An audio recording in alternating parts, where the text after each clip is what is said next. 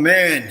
Hello, everybody. All right, so I don't know what's going on with Streamlabs lately, but it's driving me up a wall in terms. So the scheduling for streams no longer seems to be working for me.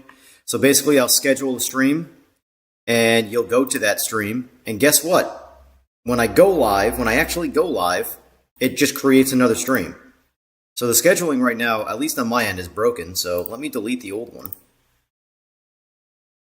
Oh boy, oh boy, oh boy. I'm also going to put you guys up on the big screen.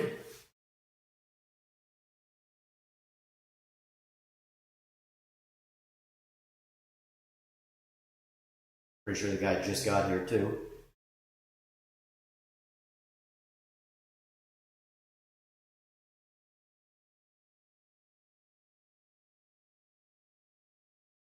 Go. Boom!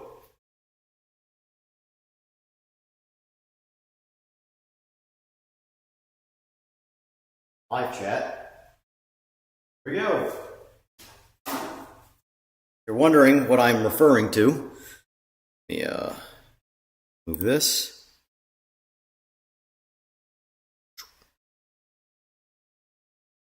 Na, na, na, na, na, na, na.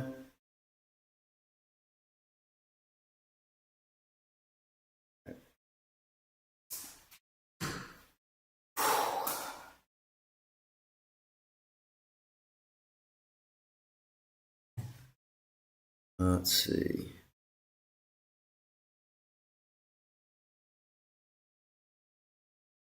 That's successfully connected. Let me pull it up over here quick. Successfully connected. Oh, shut me up. Anthony, what's up? Oil Slick, what's up? Yes, you were in the wrong stream. Hopefully that's deleted soon because I don't know what's going on there. All right. That's good to go. Everything should be good. Hi. Hi, hi, hi. Mic check, mic check, mic check. Ernest, we got a mic. So, let me see if this is the guy, by the way.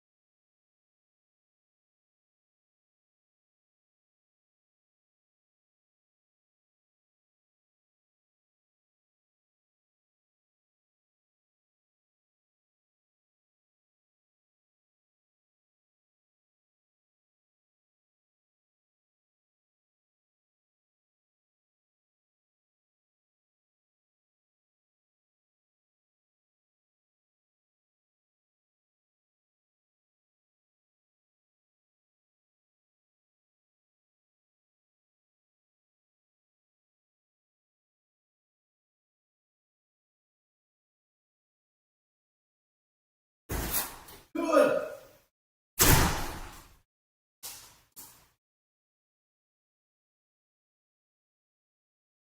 Let's see. Spent the first couple hours of my morning watching Jester's stream from overnight. About to send out a league message in a minute.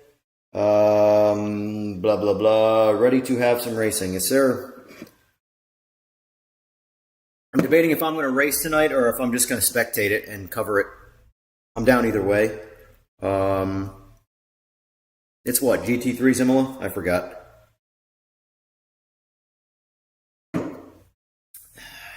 Just finished editing my video for tomorrow.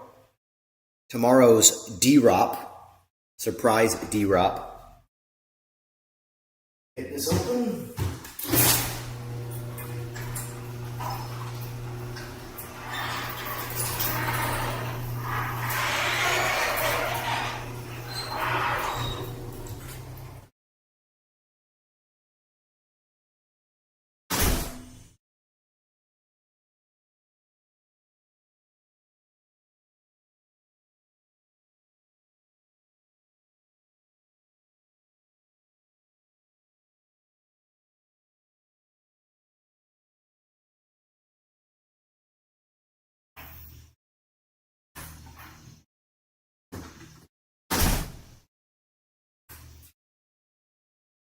All right.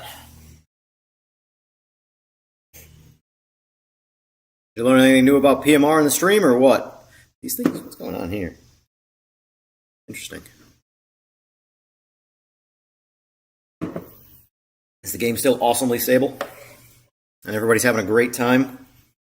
And you can't wait to talk about it?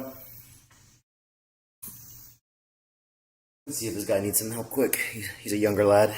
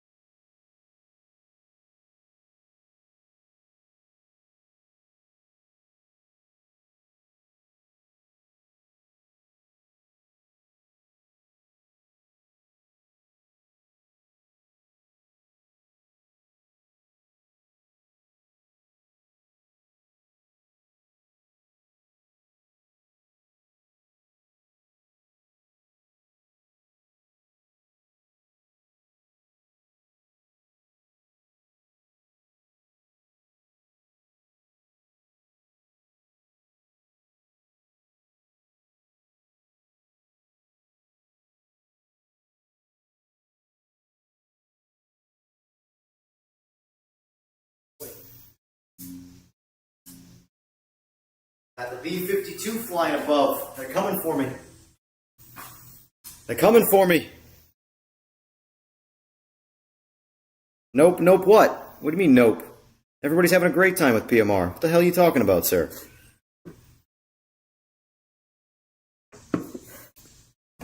Oh, man.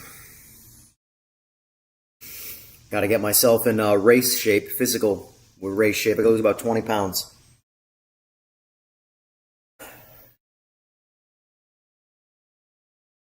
I can't find the motivation to start lifting weights, though. I just can't. I feel like that ship has just sailed for me. I need to, but I just don't want to. Just don't want to at all. Shit sucks.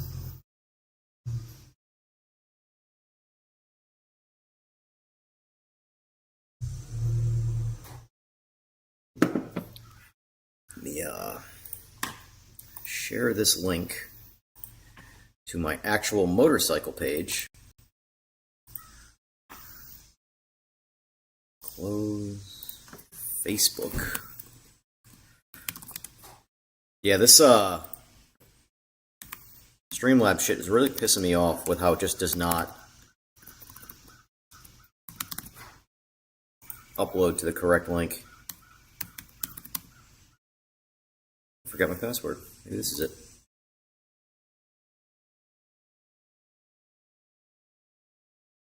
Wait to the best cardio is terrible. It's all terrible. It's all terrible.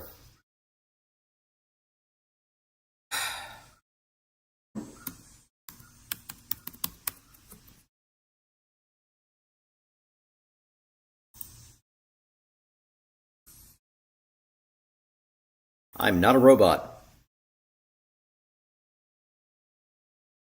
Hop on TRT, get swollen in no time? Yeah, I need to be on TRT just because of my age. Not even because of, like, you know, wanting to get swole. Just for the sake of, I'm 40, and that shit's in the toilet anyway, so. And sim racing, sure, shit ain't doing anything for my adrenaline and body. That's for damn sure.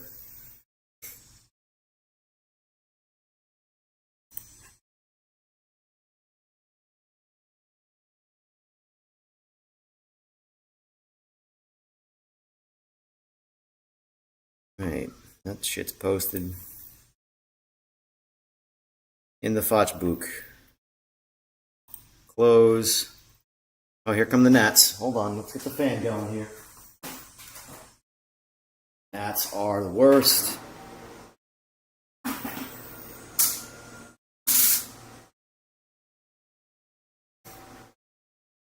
Just kidding, kids don't do it. Yeah, I don't have issues with the losing weight thing. It's more of the having the motivation to lift a single weight.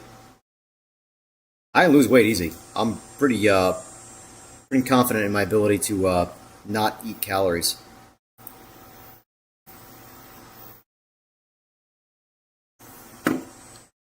Last time I gave it a solid try, I got down to about 142.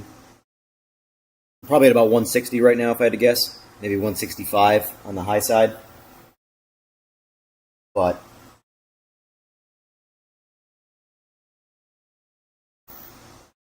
I just like being light. I like the way I feel, you know?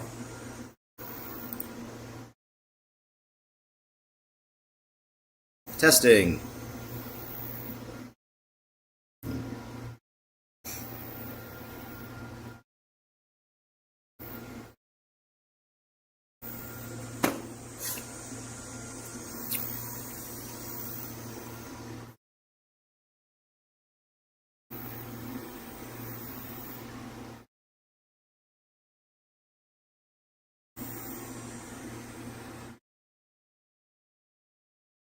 $250 TV. Pretty crazy how technology in general is prices are skyrocketing and becoming impossible to buy everything. And then there's TVs. Like that, I just put that up this week because when I plan on doing the frame swap in this Busa, I need to be able to have chat on screen. And yes, I am Adler. I am modern Adler. I am small little dick energy Adler. Anyway, that TV there, it's hard to tell, but that's a 70-inch TV. $250. You can't buy 8 gigs of RAM for a computer for that price. Or maybe a 16. I think you buy 8. Still, I mean, listen, it's a garbage TV. It's a Pioneer Roku TV. It's nothing special, but it's the point of that. It doesn't need to be good. It's in the shop. Thing's gonna get sparks and shit thrown at it. Maybe even some tools. You never know. Really got to get rid of that bed frame. That shit's pissing me off. That's our new bed frame that we don't have a mattress for yet, so it's just sitting in the shop. You know, made of wood. One more thing to catch on fire and kill us all.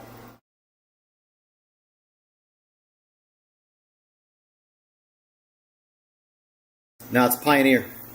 It's basically the same shit. It's a garbage TV.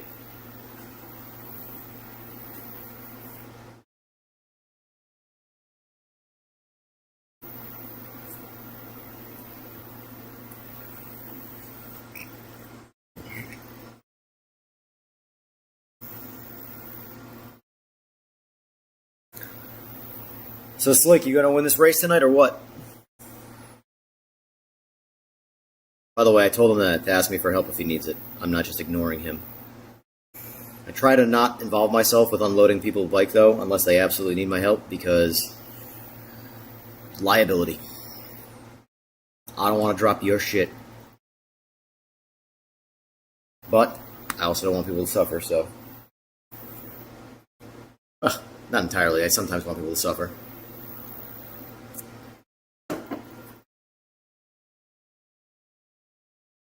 Definitely in the running for second. Well, I'm in the running for last. So, do you have an EJR participation trophy ready to go at all times? Because that's what I need. That's what I need.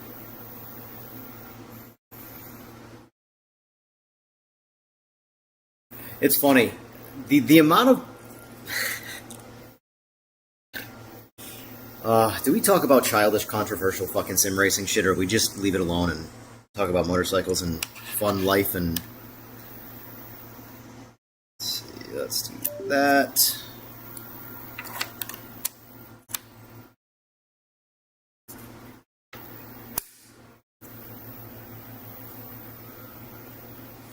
Yeah, you have to understand, Slick, I'm just impatient. Alright, let me go help this kid out quick. I'll be right back.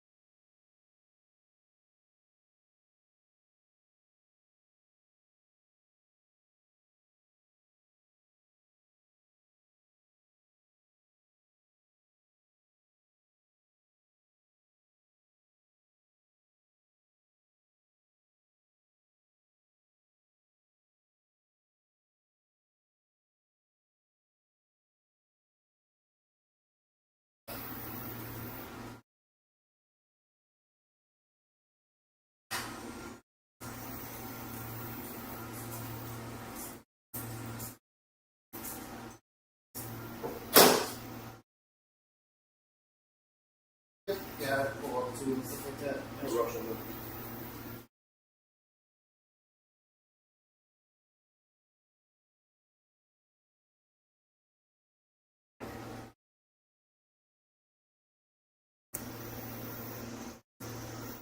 Without it, yeah.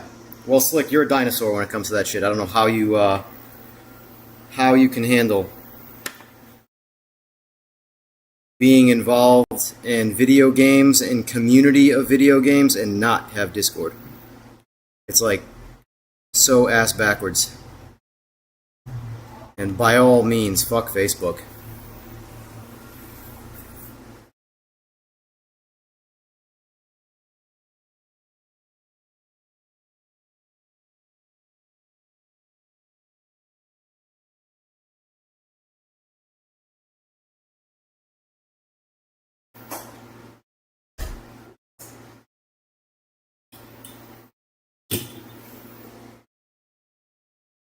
So, who did the motor work with? Actually, I did. not that sure. I got it on Marketplace weeks ago. My buddy Wes told me to go see you. So you don't know anything about this bike, really? Not much, no. I didn't even know I had a handicap until we ago. Alright. Mystery bike! I like it. It runs. It runs. That's I just learned what the AFR gauge and all this shit is. I know that the numbers are not where they're supposed to be. Well, the thing is that gauge is going to drive you out of your fucking mind. It's going to move all over the place. All really matters is what it does wide open. Yeah. I mean, obviously you have a range you want to be in at park all, but like in and out of the fall by itself is going to massively change your fuel. Like, I don't have any of my bikes here have. I'm also not I'm not trying to daily race this thing. It's more so going to be like a city cruiser and then City Cruiser, my friend. I hate to break it to you. I know, You brought the absolute worst bike. I know. Race tank, race everything. There are zero conveniences with this machine right now, but Yeah. that. I'm just gonna turn around and make sure it functions. Pogs and all that jazz. We've already got the sensor in it, so we don't have to mine on it. I'm gonna do a swap. Assuming everything works correctly, we should do a swap loss.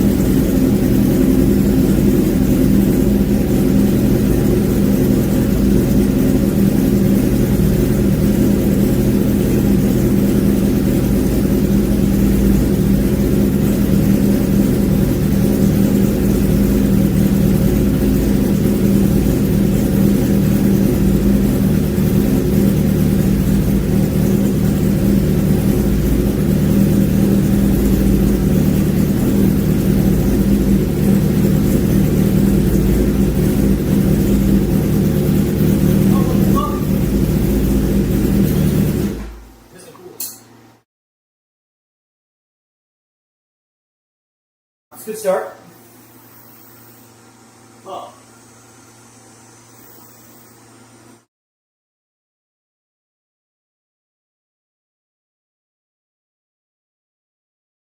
It's all up top. Alright, No coolant line runs up top. It's this right here. It's just this hose that's loose. This little fucking piece.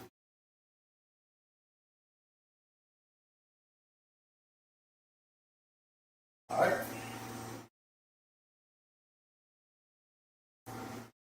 Just blame the tuner. It's the rule. That's the rule of thumb with everything. Alright. You know, that's... You bought a bike you've never seen anything about before. Turn it on and it's leaking coolant, just blame the tuner. Just blame me. It's everything's my fault. It's the world. I'm not blaming you, man. I know you're not, but I'm just telling you right now to have that excuse prepped. For anything that can go wrong, just blame me. But we didn't lose much, so that's good.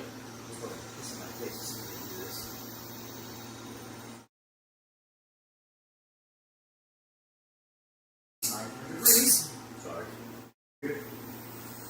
Stand my hand through your bills going up, man. The dirtier my hands get, the more money you pay.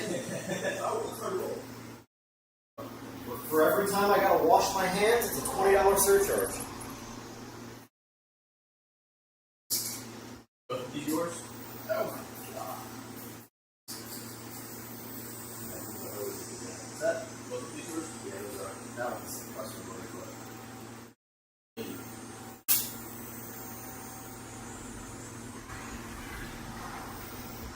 Honestly, being to properly do this without making a mess, it's gonna have to cool down. Oh, hello, fucking gigantor caterpillar. Excuse me, bro. Not your place of residence.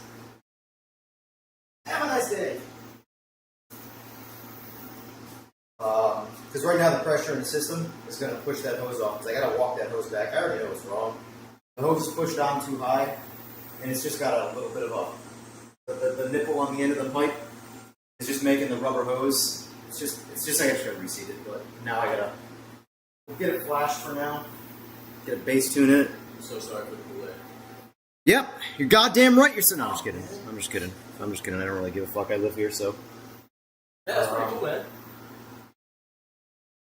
What am I looking at for here? Oh, this guy. Bricking Motors Daily. You know it. Just blame me. It's my specialty. Hello from Greece. Hello, Socrates. If you're worried about being on the camera, no. It's alright.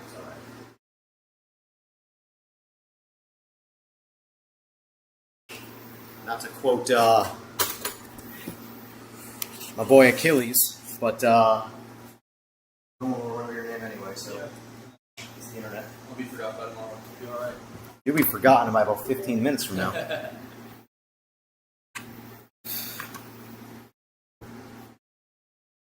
Alright, so this has got a stock header, yeah. Open file. Let's move this a little bit.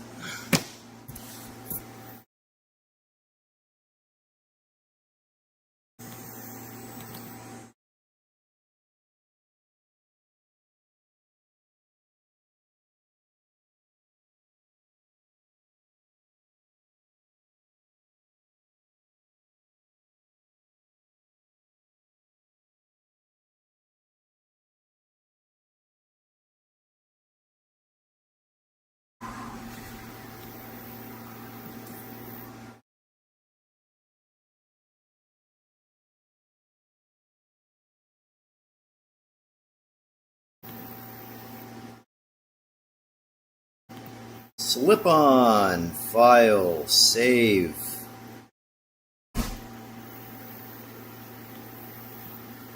Desktop.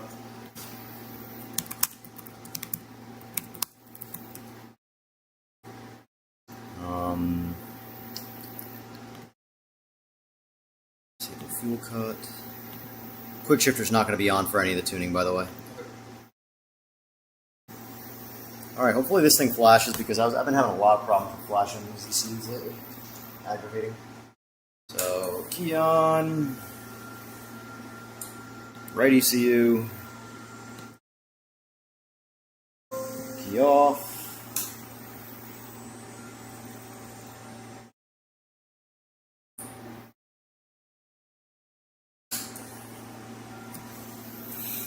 Play any video games? No? Oh my god, what is wrong with the world's generation? Man. How old are you? 22. 22. 22-year-old doesn't play video games. I'm living in the twilight zone right now. I'm actually one of like my only friends that don't play video games. It's just not my thing. Well, I'm 40 and all I do is play video games. Fuck motorsports. I play Batman Arkham Asylum like once a year, and that's a good one. Fix. That's definitely a good one. I beat the whole game in like a week, and that's it. Yeah. What's going on, Fallujah? Green Line, what's up? Chat says, what a... Actually, just read it right there. What a loser. Directed at you.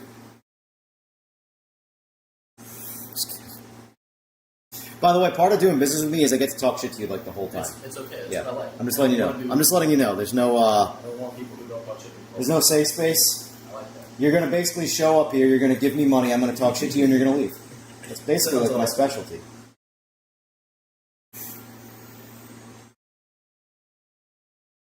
You mean Gavin? No, you're Green Line. Listen, bro. I go by YouTube usernames. What's the over-under that this thing flashes on the first try? Probably going to have to do three revisions is what I have to guess. Provided there's not a bunch of mechanical problems. I might have you go ride the bike, honestly. Just to make sure it's not going to kill you. I just didn't want to ride the bike until I got it to... Well, the thing is like, I mean, we're starting off with a file. It's still technically not tuned, but I don't know if we don't know anything. I mean, you, the owner of the bike, don't know anything about it. So this is like this is one of those fun mysteries that we're going to find out live, folks. All right, let's get a wager going in chat. This is not a jinx. What's the over-under? This is a completely successful tuning session. Ride the bike, see if it kills me. Well, that's about all you can do. I mean, all you can do is make sure the singular brake is tight, the axles are tight, the swing arm's tight. The singular brake. I mean, that's all. Dude, I got 4 bikes in here and 4 brake rotors. They all come with 3. Yeah. So we should have 12 brake rotors here. We got 4. We went through everything. There's ain't nobody got time to stop when you're going straight. I'm actually blaming the coolant. I just flushed the coolant out like 2 days ago. Yeah. All hoses and everything. It's your fault, huh? You touched the bike and you broke it. Fuck, man. It's fine. I don't work for a few weeks making money so you can waste it on sim gear. That's the way to go.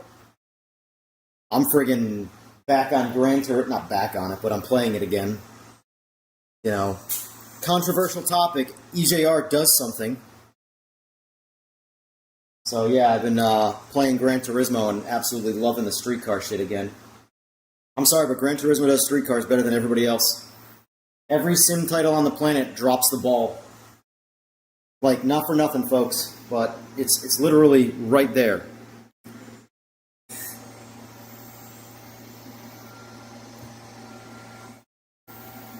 Right there. I drove that car right there yesterday in Gran Turismo. Right there. Right fucking there. 1-for-1 realism. Like,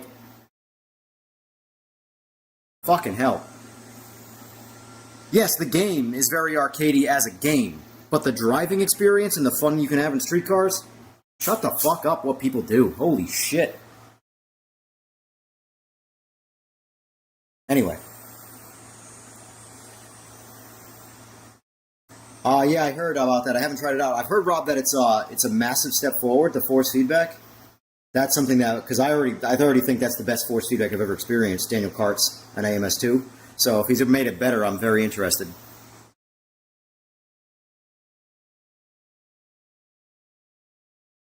You left before the last few PMR updates, the Elm update I was waiting for, so looking forward to seeing.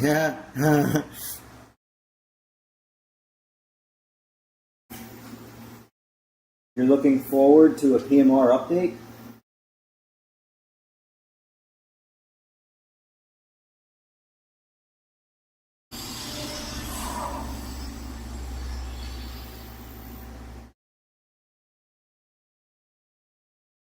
just problematic. Some things, 2 steps, honestly, like every update for the game feels like 2 steps forward, 2 steps back, so things are just changing. Nothing's crazy progressing. The great thing about these ECUs is they take 10 minutes to flash, and they fail at about 9.5 minutes. So you have to wait the other day it took me an hour to flash the ECU one time. And it was the guy's final flash, like he was, you know, the last one just a tweak. I didn't even need to flash the ECU. It was just a 1% tweak, which is arguably pointless. And, yeah, when the thing is, when the ECU flash fails, it bricks the ECU until you successfully flash it, so the bike won't turn on. The ECU doesn't work until you get a successful flash it. When am I coming to Pensacola? Probably, I'm thinking probably late September now. My September's really busy and there's a lot going on at Juggle, so I'm thinking, honestly, Pensacola time, late September is probably going to be primo weather. Maybe not at nighttime, but I also don't really give a shit, because I'm not doing any racing. I'm going there to hang out with people, tune, and that's about it. Motorcycle people, you want to gap me in the sim. You got a much better chance of gapping me in the sim for what it's worth.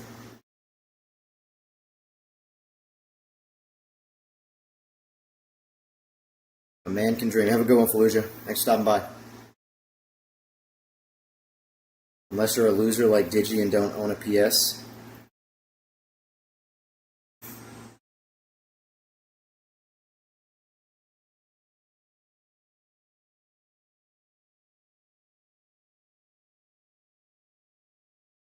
Is there an event going on? No, there's no event. I'm just visiting some people. And I'm sure they locally will do some stuff, but nothing is an event. In fact, I almost don't even consider anything on the street anymore an event, because they're not events. Unless you count, like, you know, like apocalypses and asteroids hitting things and shit like that as, like, events. That's how I look at street racing now. It's one thing to go out with your buddy and do a little dancing from time to time on a safe road. It's another thing to get, like, 100+ people in one parking lot to just act like friggin' kids. It's funny, not even like a... Well, no, about a year. I've been slowly on the up and outs of getting out of the actual participation side of racing for 3-4 years now. Honestly, at about 2021 is where I really started losing the spark for, like, wanting to even do this shit anymore. Not the business. I still like bikes and all that stuff, but, like, the competitive edge of always being the fastest guy or the guy to beat in some form of class, it's just, you eat up so much money, you get nothing out of it, as long as you're having fun, but for me, the fun, like everything else, starts to go away. That's my whole thing. I don't care to be the fastest out there. See, here's the thing, that's how it starts. You don't care to be the fastest. Welcome to drugs. I've been on stock 1000 for a while. So, I don't need anything more than an Advil. Until you have 2 Advil, and then 3 Advil, and then your first Percocet. And then next thing you know, you're on the side of the fucking road addicted to all sorts of opioids because you kept chasing it. That's racing. It's the exact same fucking thing. Exact same thing. And I can tell you that, now that I've gotten out of it for some time now, I actually do look at it and I go, honestly, what a fucking retard. What a fucking retard. Like, I don't even have a desire to... Like, I have a desire to, like, race certain particular people in certain scenarios because I like racing, but the whole scene thing as a whole, it's gotten way too childish. It was 10 years... It was way better 10 years ago. In my opinion, street racing was pretty much at its peak at about 10 years ago because it was the most organized, the most structured, the safest it could be. People took it seriously. And then, turning about 2020, things started getting very, very, very beating your chest. Very do whatever we got to do to be the coolest, baddest motherfucker in the retard parking lot, you know? And, yeah.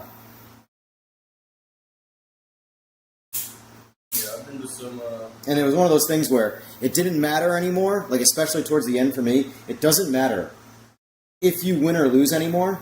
Someone will just stipulate their, like if you beat someone in a race, it doesn't fucking matter. They'll just find a stipulation that makes them better than you. Like You were way the fuck back there at the end of the fucking race. Yeah, but I was catching you. Well, that's fucking fantastic. You were back there. The finish line's right fucking here. Do you know what a race is? Yeah. The whole point. Everybody's like, oh, well, A to B doesn't really count. I'm sorry, I gotta go fucking somewhere else. This isn't racing anymore. A to B doesn't count. I just enjoy the bike. I enjoy being on the road. I hear you. I'm telling you, keep it to you and friends. That's the best way to do it. Don't get involved with random people and like a scene. There's no such thing as community. I know I sound like a negative prick right now, but that's the reality of it. There's no community. It's every man for himself pretending to be a community. Trust me. Keeping up with the 400 right now. It's keeping up with the 400? Yeah. It's the only person I ride with my girlfriend. Oh, gotcha.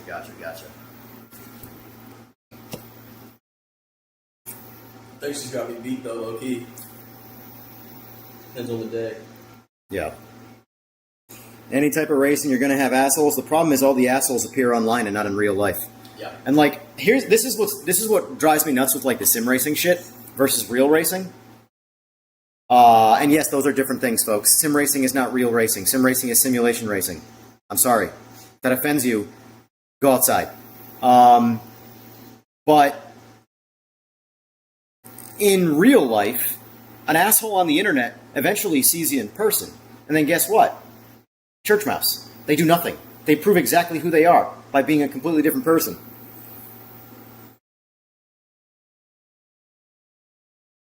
On the internet, in sim racing, there is no real life.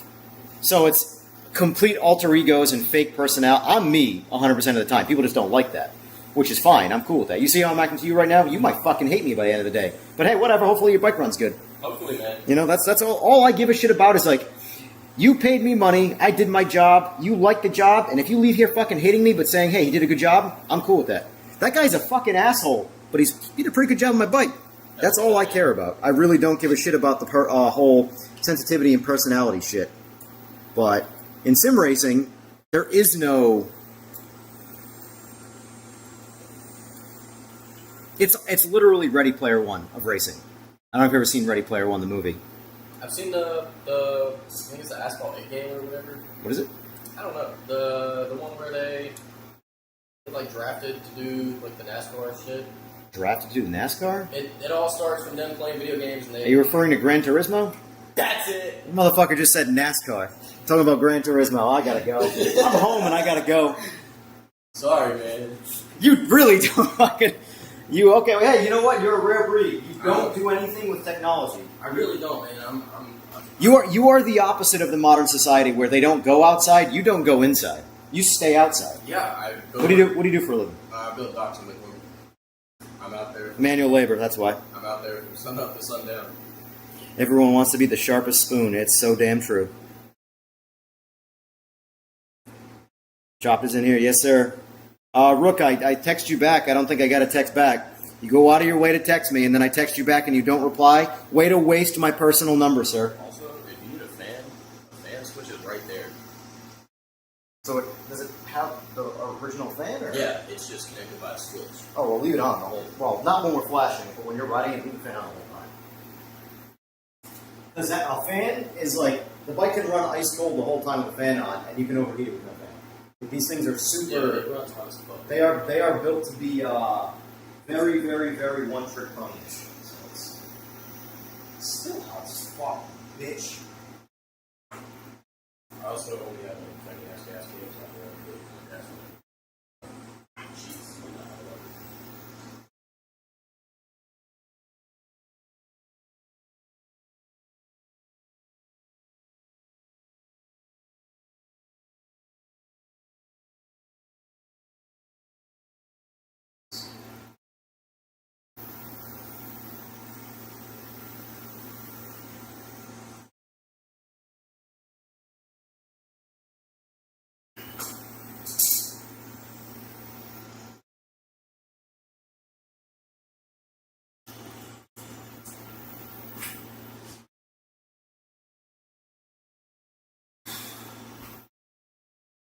But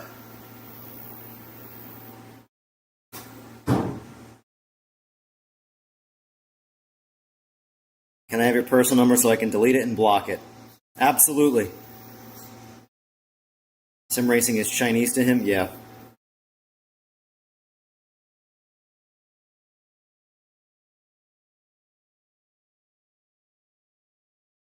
Oh man.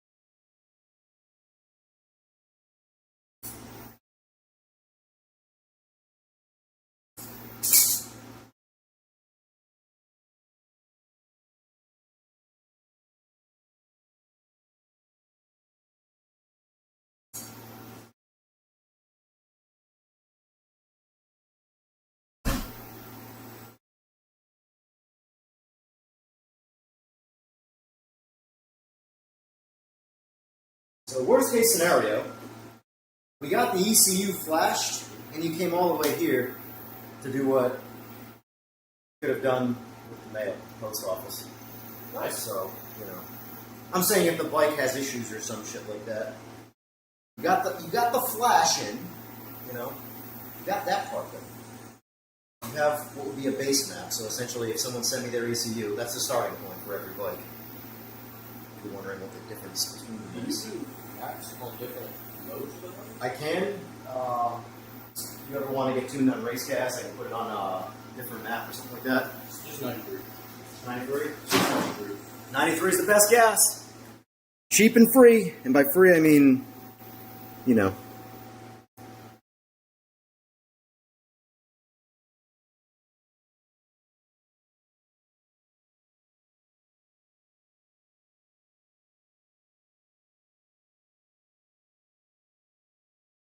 All right. Let me see if that file logged, and then we're going to warm it back up again, and hopefully it doesn't piss coolant. Son of a bitch!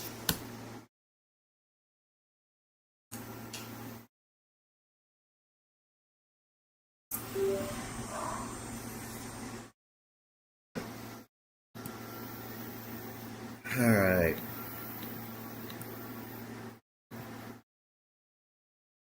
Yeah, she's filthy rich. Well, that was not my map anymore, so. Alright, so it did log, so that part's good. Audio's cutting in and out. Alright, hold on, I gotta turn off my noise gate. I left the noise gate on today to see if it would work, but... Alright, noise gate is off. Now you're gonna hear a pin drop. You're gonna get birds chirping off in the field. Alright. So, let's warm it up now. Pray for no pissy.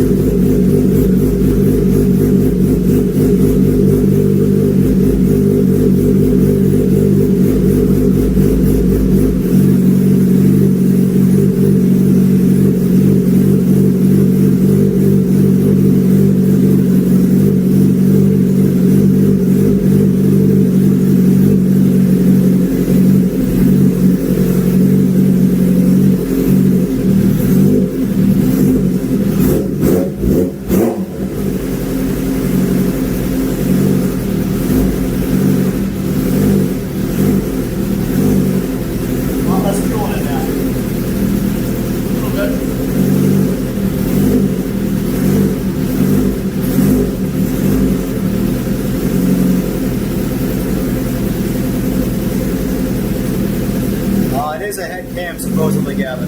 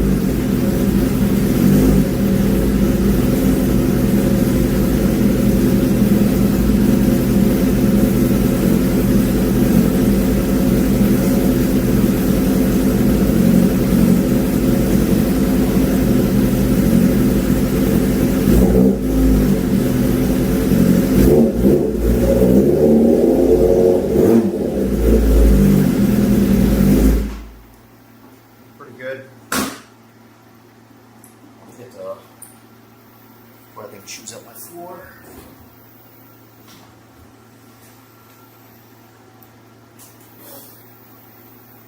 She ain't the lightest.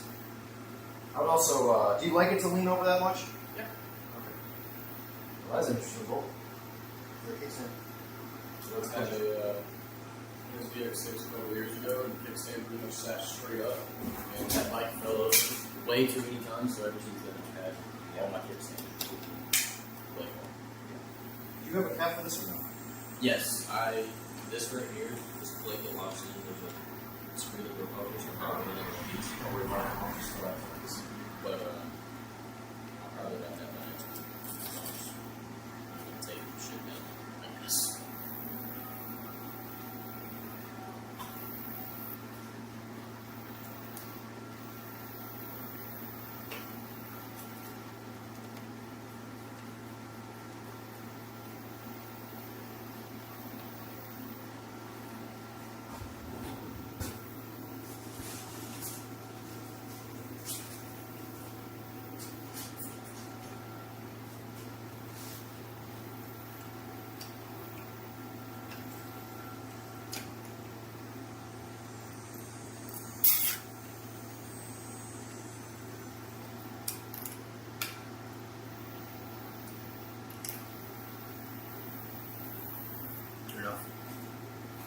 All right, sir. Now this is your part. So you get enough you want? There's all different gas in it. You're playing all right. It's a 1.3 gallon. I've got another gallon there.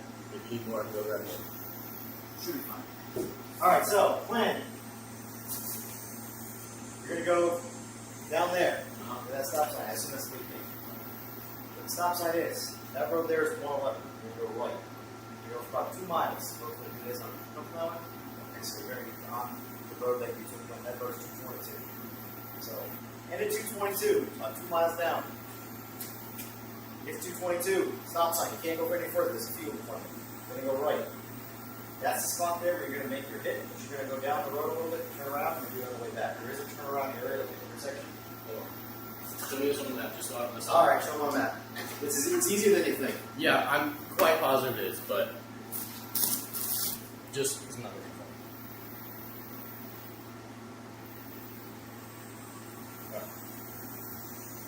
Go down here. Here's where we are. This is the first right. Going all the way down this road, 111. Right here is 222. You're going to turn right. This house, you're not doing the hit by this house. You're driving this way. So you get to this right here, this intersection there. That is a junkyard. If you go on this turn, this is a dead straight road. If you go on this turn, you went too far. You're going to basically pull in here, turn around, face out, make sure there's no cars coming for your own safety, or don't. I don't really care. That's entirely on you. And then basically pull out here, and then get the bike into the fourth gear, 3,000 RPM, lock the throttle, buzz it all the way out, tap the limiter, start in fourth gear. You're only doing one, just when you watch a dyno video of the bike, you're doing the exact same thing, you're just doing it out there in the real world. Fourth gear, 3,000. Fourth gear, 3,000 RPM, mat the throttle. If you feel your hit, if you don't feel the throttle stop, if it feels like this, you're not full throttle. So make sure the whole time you can feel that lock and buzz it until you hit the limiter. Don't lay on the limiter and beat the shit out of the motor for no reason. Just and tap the limiter, let out, come back. So you got to bring your phone. I don't have nowhere to put it. Definitely make a place to put it, even if it's your pocket with a zip tie. Based off what I've seen so far with the coolant and your lack of knowledge of this bike, that's your seat. This is my seat. I sure should ain't mine. Cool. But yeah, based off what I've seen so far, I highly recommend bringing a form of communication.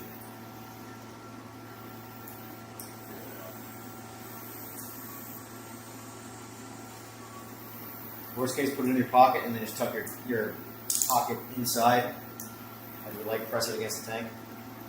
I would worry less about the wallet, more about the phone. It's farmland. I thought I had it. You're in the middle of nowhere, so your wallet's going to do you a lot less good than your phone to call someone. Quick little zip tie real quick. You're literally going to zip tie, aren't you? Yeah. Okay. How many do you need? Just one? All right. That is, all right. Do it. All right. Creativity. Yeah, man. Alright, be safe. Quick shifter, like I said, is not going to work right now. It is off. Quick shifter? Quick shift is off, so you're not going to need it for anything, but when you want to change gears, you are not pull the clutch in. Watch kickstand.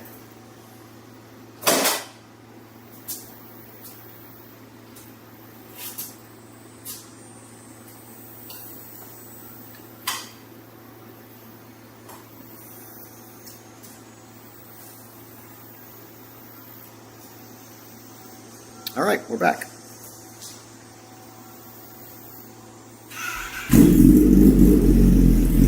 I hope this kid's alright. I don't know if I trust this bike. His name is Tristan. I'm not going to say his last name over the internet. He's about 3.5 hours away. He told me he's in North Carolina. I just forgot. But if that's not farmland, I don't know what is when it comes to the fact that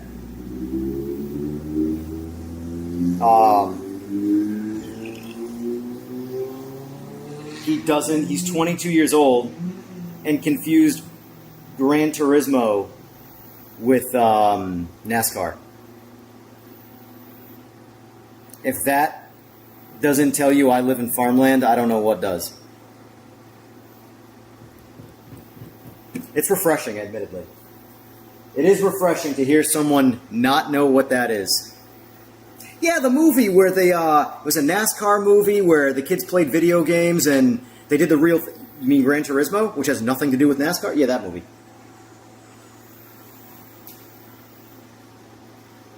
No, that is not Ant. I said his name is Tristan, sir.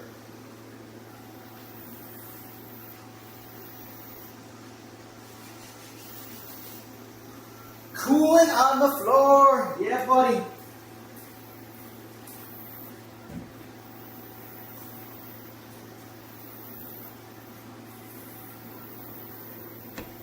Trying to make a great troll image for PMR Facebook page currently. Oh boy. Feel free to send that to me on Messenger.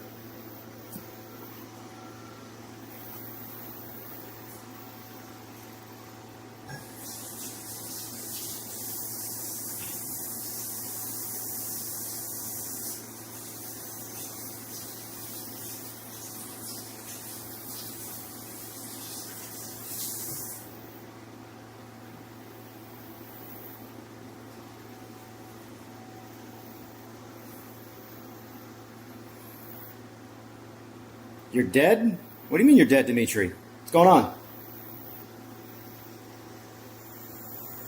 Why'd you die? That's not good. You don't want to die.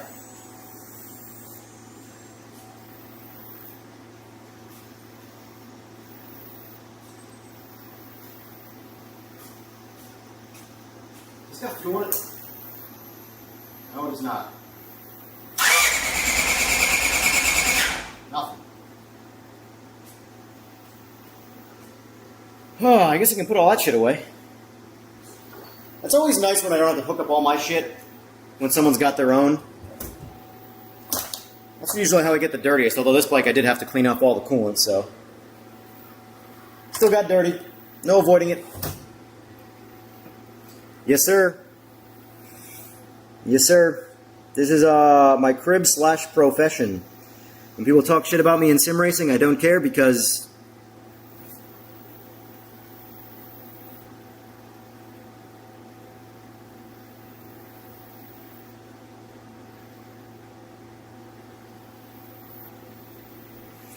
it's a real crib, yes. No, this is AI. Everything you're seeing right now is AI. I'm actually really good at AI.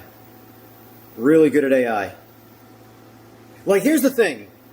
Everybody thinks I make up everything I fucking say. So yesterday, this is what drives me nuts. Yesterday, I was shocked at the new physics of GT7 for street cars.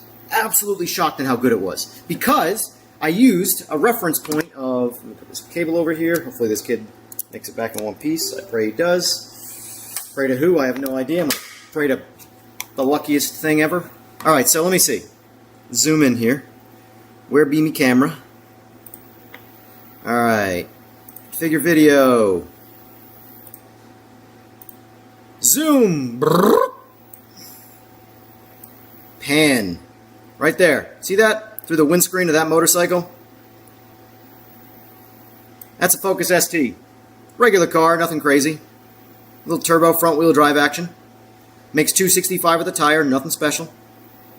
I drove this car stock, and I drove it modded exactly like mine is, which is cookie cutter shit.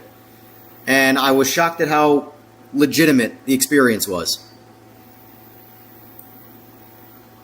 I'm full of shit because I haven't been a sim racer for umpteen billion years because, you know, fucking people.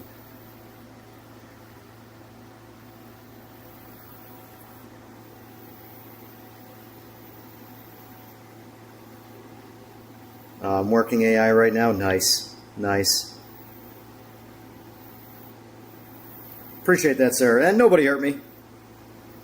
Every once in a while, it is just fun to laugh at the things said about me. Trust me, the last thing I actually care about are those opinions. I promise. It is just fun to talk about.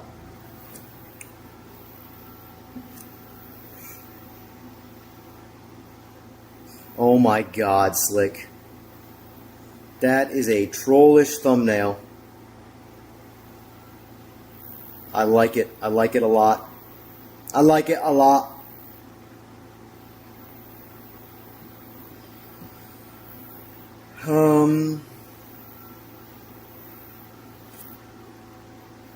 Oh, son of a bitch.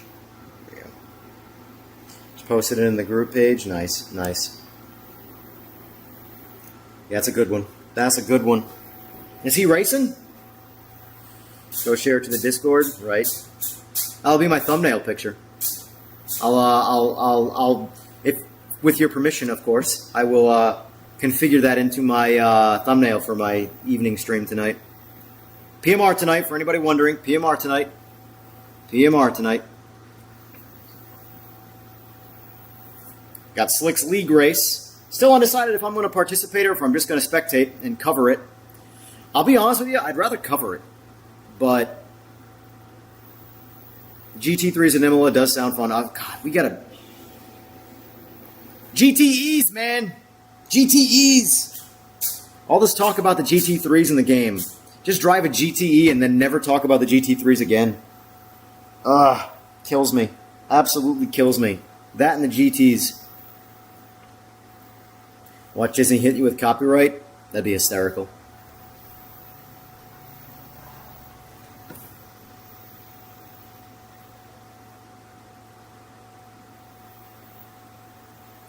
Switch it up next season, just getting things going. Hopefully by next season their game is not a whole lot of hope in that statement. It really does suck when I boot up any other title and there's just not problems to be had. Like, there are little things here and there, but there's not in general just the stuff.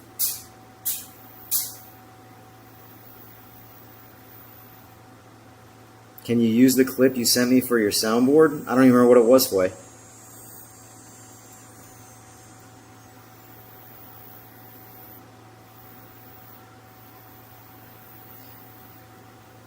Yeah, I now know what it is, Evil, and I have already made a video about it.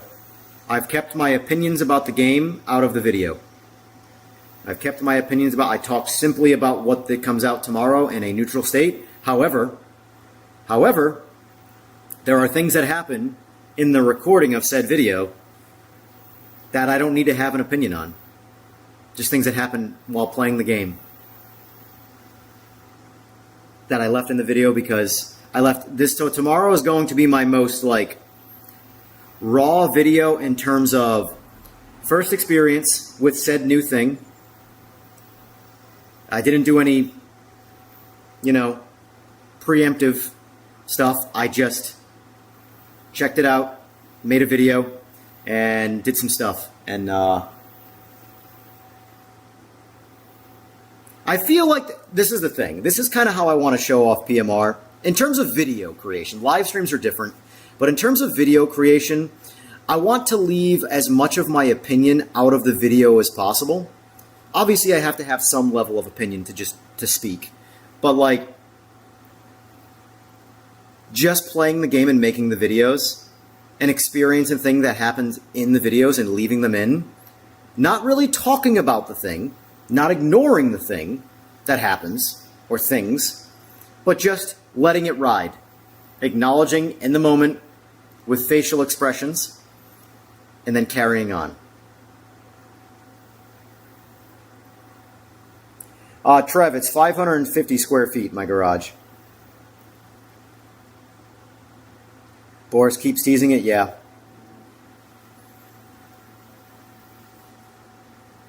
Here's the thing. What is coming tomorrow? Truly, this is my genuine opinion. What's coming tomorrow? I think, is it tomorrow? I don't know. I actually don't even know when the embargo date/time is. I really don't. I'm going to find out before I post my video, obviously. But what is coming tomorrow? If it's tomorrow, that is. I do like, and I appreciate, and I'm glad it's there. But it ain't moving the needle. It ain't fixing the game. So,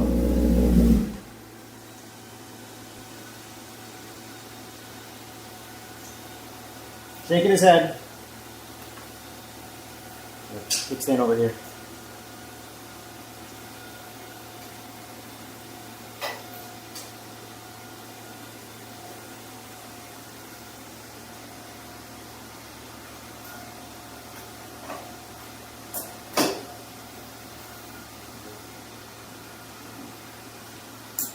Talking to Goose. Felt like it didn't want to hit, like at all. Like I went in, 2,000 RPMs, and it hit like 6 or 7. I was already, knocking back a little bit, and it just kind of like didn't want to react. So it wasn't revving. It wasn't accelerating past that RPM. It went past. It wasn't right. I'll just look at the log. That'll tell me more than you. That's the reality. I will look at the log file, Maybe I did something the lie wrong. detector tests, and it will tell me everything you did, the bike did, and all that shit. Awesome. I wish I had a log box for everything in my life. Like every story, everything. Just like immediate, fact checker of words. Tell me if I fucked up.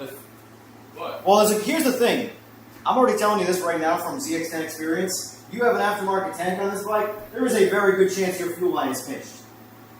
Very good chance your fuel line is pinched.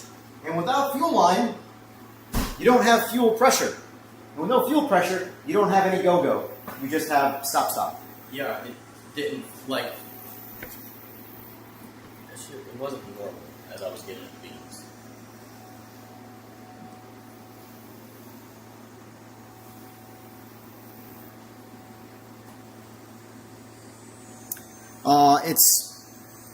It's 3 small cars or 2 big cars, but it's, they're 12 or 14-inch ceilings. It's tall. And above it is where I sim race.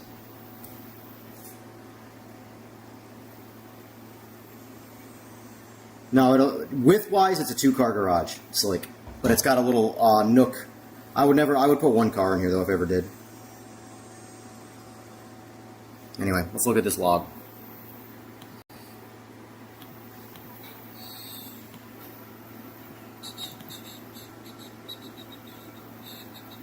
This is going to be park throttle, so that looks normal so far. So looking at this, you just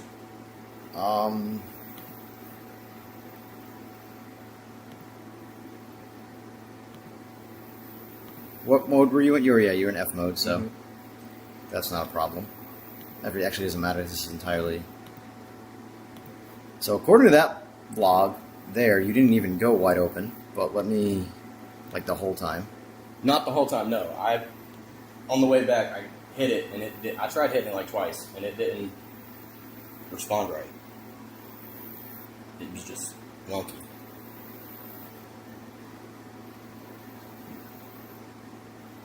I can tell you the entire pull right here, at no point did your throttle go past 60%. Okay, user error. So according to it, I don't even know where to look to see where you might have made a hit. It was. If it bucks when you first crack the throttle, that's fine. I need to see that. That's the thing. So, Okay. like, unless you feel like as it starts to rev, it starts like breaking up or something like that, like you're locking the throttle and the bike's like skipping and farting, then let out. But like, if it bucks a little and then starts to accelerate when you go wide open, as long as it wants to accelerate. Because like right here, looking at this, there is no. This is your TPS up here. This graph. Mm-hmm. So, 100%'s the top of that graph. Mm-hmm. That's your biggest spike. It looks like there, and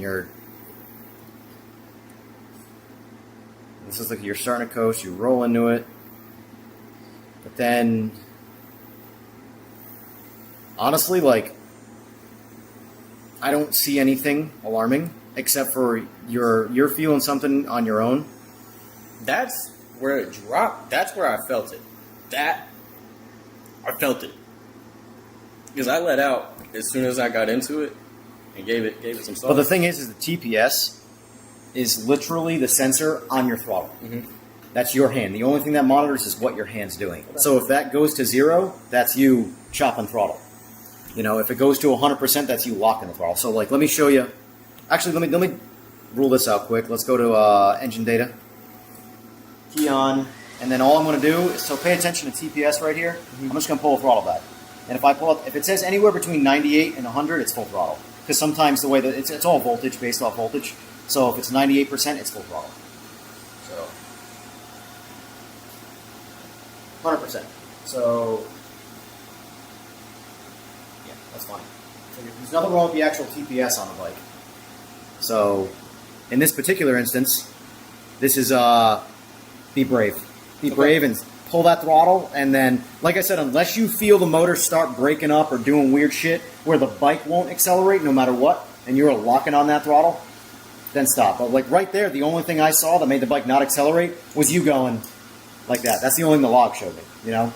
So, yeah.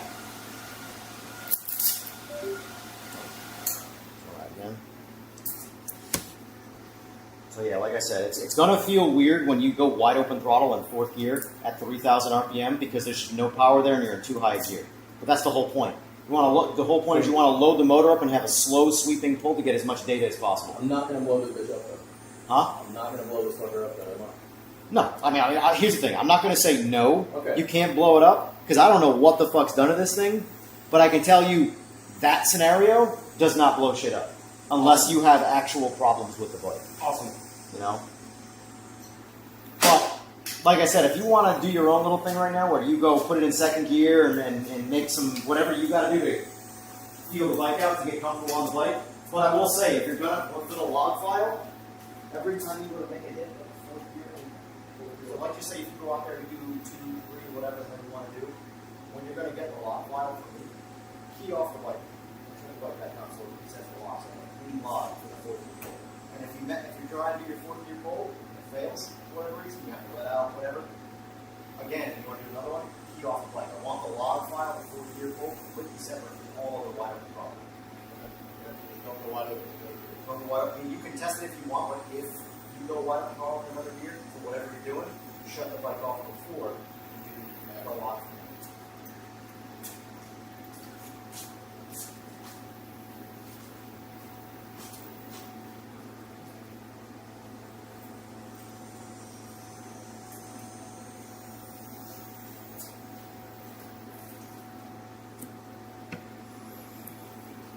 Oh man.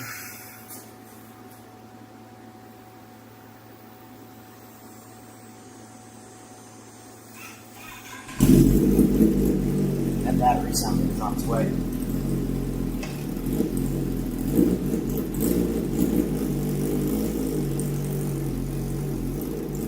Lap time telemetry trainer, yeah.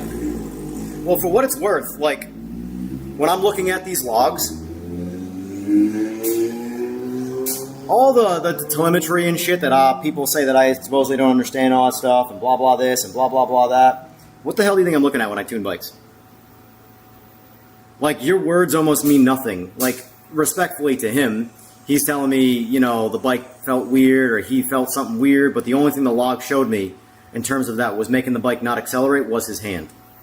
And I mean, like, it looked like he started to roll into the throttle, and then immediately came out of the throttle. That's all I saw on that log, so. My thing is, like, I'm not going to ride the bike. I'm absolutely not going to ride the bike. And unfortunately, I am like judge, jury, and executioner when it comes to determining if there's something wrong with the bike if I were to stab the throttle and do something weird. But the log didn't show me it do anything weird. It didn't go crazy lean on the hit or anything like that. It was fueled. It's the same tune file I run in every bike. The only thing that's going to vary between the tune files is literally the air fuel. And that's all we're doing today with tuning is air fuel. So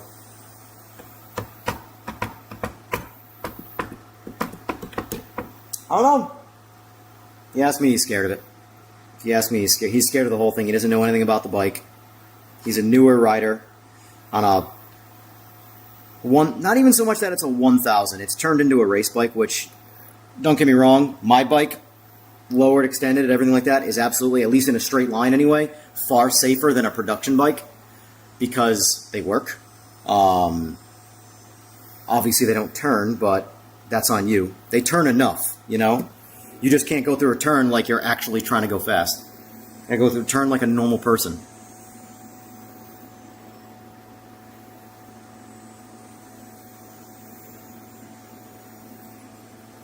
If it's more content, it's not moving the needle for sure. Yeah, I agree. I'll be honest with you, though, I don't know what would actually move the needle. I actually think right now that if they fixed 100% of the bugs, like, I don't know. I don't see that needle moving. Maybe I'm just being a Debbie Downer. Maybe I'm just tired of... It's been 9 months. Yesterday, or no, today is literally 9 months from the launch of the game. And I know why a lot of shit is taking so long. But still not an excuse, you know?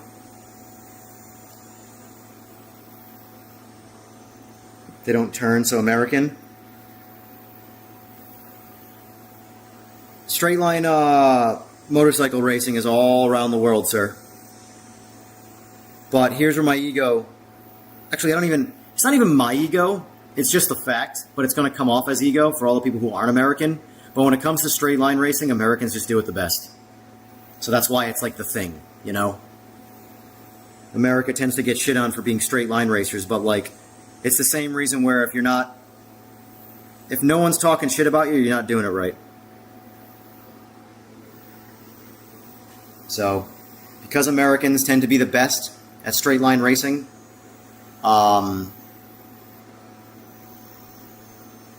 like, look at it like this. Guy Martin is a legend of motorcycle racing. If you guys don't know who Guy Martin is, first of all, shame on you. That's like not knowing who Senna is, but of motorcycles. Anyway, Guy Martin is a legend in motorcycle racing. Isle of Man, you name it, he's done it. You know what he hasn't done that he's been trying to do with an open budget and endless resources and the biggest motorcycle-sized balls on the planet? Break Bill Warner's top speed record on a motorcycle. Bill Warner, some just random hillbilly from America. Ironically, Bill Warner died trying to break his own record and couldn't do it either. But the point is that there are some things in the world where no matter how good you are at something, no matter how many resources you have, how much money you have, sometimes other people are still just better. Like, if it came to any other motorsport, Guy Martin would just embarrass Bill Warner when it comes to the actual performance of racing. But in that particular niche, that's something that Guy Martin, the king of it, is trying to do and can't do. Just some guy named Bill Warner.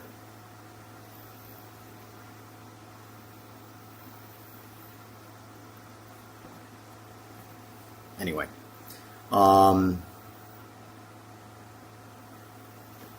Where did he do it?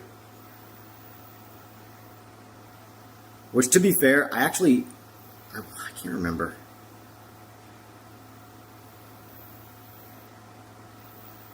He died in 2013. I'm trying to remember when he broke the record. trying to remember where he was from. I want to say he was from North Carolina. Hillbilly capital of the friggin' country. I love it here, so I'm not talking shit.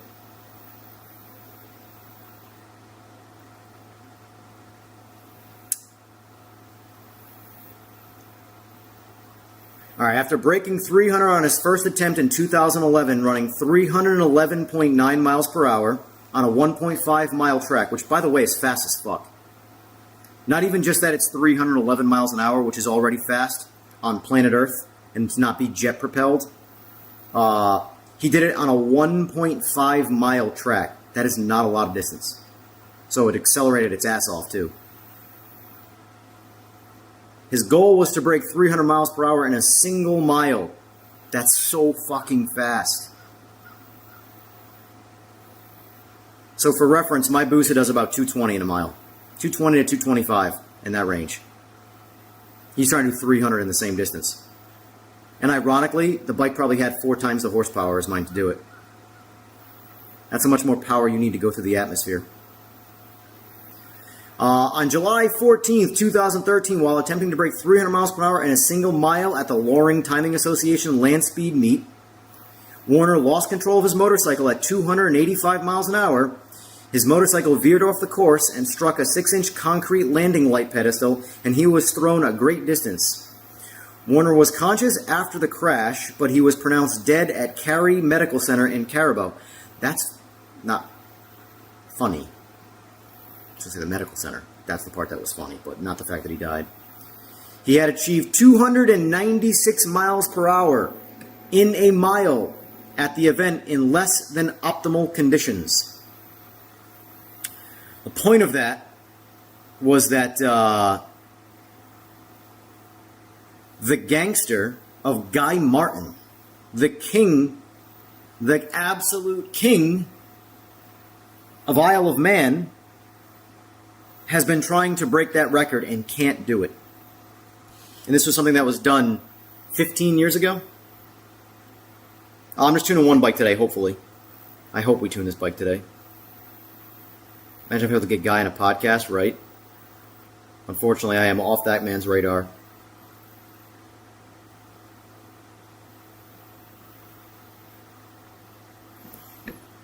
It's possible, Trev. It's possible. It would purely be a favor out of his hand, though. I've gotten to do some really cool shit in motorcycles, being part of some really spectacular things, but Guy Martin would be bucket list shit.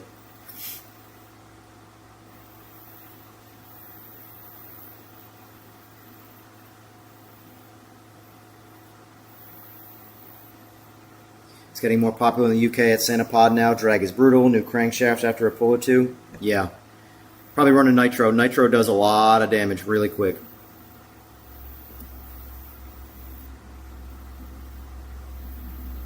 You can do that in your Duramax. I believe it. Yeah, Tuna. I plan on with doing these like low key casual. I'm in my next. Well, I shouldn't say my next. The big stream I'm going to be doing is taking apart this Busa and putting a frame in it. That's going to be a couple day stream.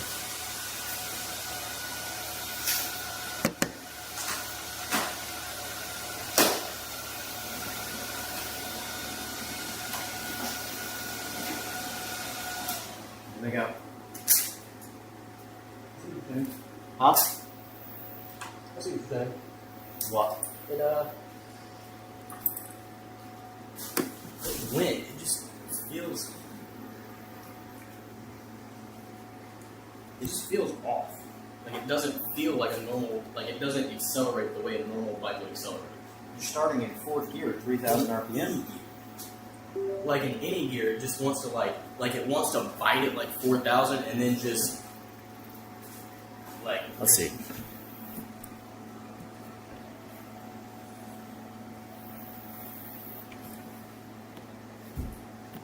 I don't really know how to fucking like explain it. It's just like it's odd. You're not wide open throttle again though.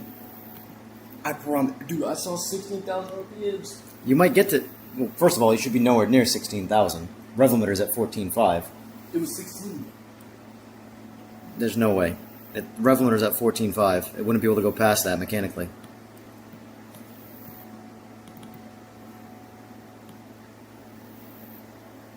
There's no way I didn't hit wide open.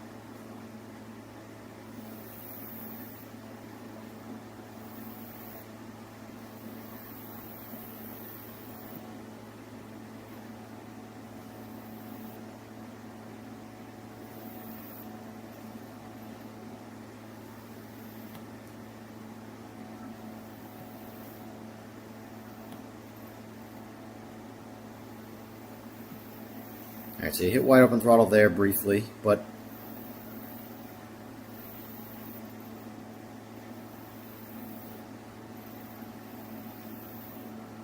you did hit 14,000, but it was for a fraction of a second. But like it didn't accelerate. Does it feel like it's blown through the clutch? I can't. Do you mind if I take it for a ride? Go ahead, please. That would be awesome. I'm doing something I don't do, by the way. No, shit. That's completely fine. I'd rather you ride it than me.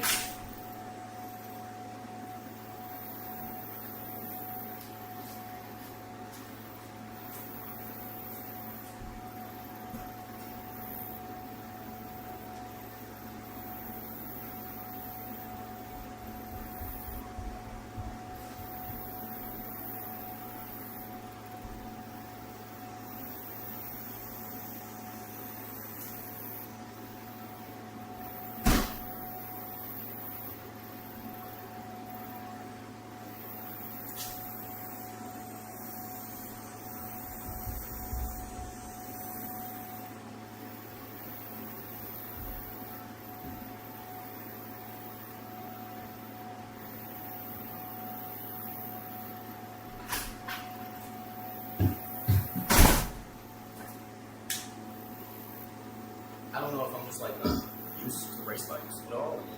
What I saw there, you went from 3,000 RPM. You went from about 3,000 RPM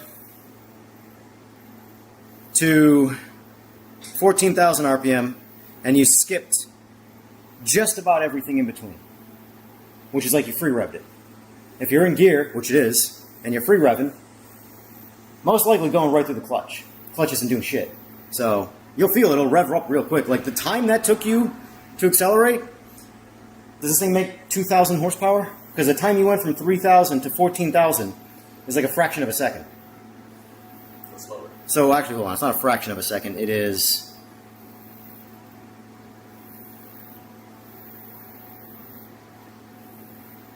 2.5. So it goes slower? No, I'm saying it took you 2.5 seconds to go from 3,000 RPM to 14,000 RPM in fourth gear.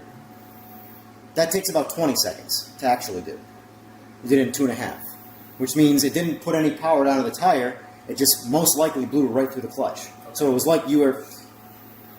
First of all, let me see how this feels. Oh, there's a problem. This clutch. See, you feel your clutch lever? Mm-hmm. Feel how stiff that is? Your clutch lever right now is pulling your clutch in without you pulling the clutch. So you got to back that off. Hopefully...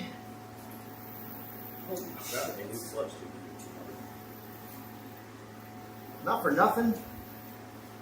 This is why people, respectfully, shouldn't turn fucking wrenches when they don't know what they're doing. Not saying you, I'm saying in general.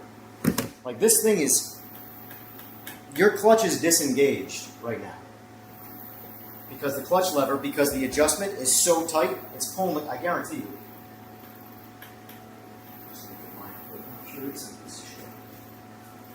It's about the same there, but let's see. Hopefully, here's the thing.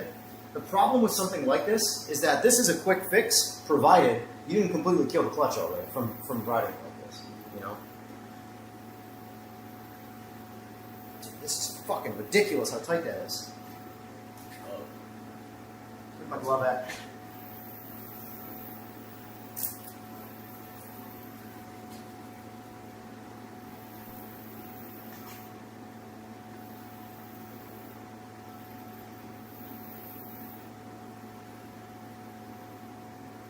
The thing is, it doesn't take a whole lot of pressure on the clutch to completely go through it.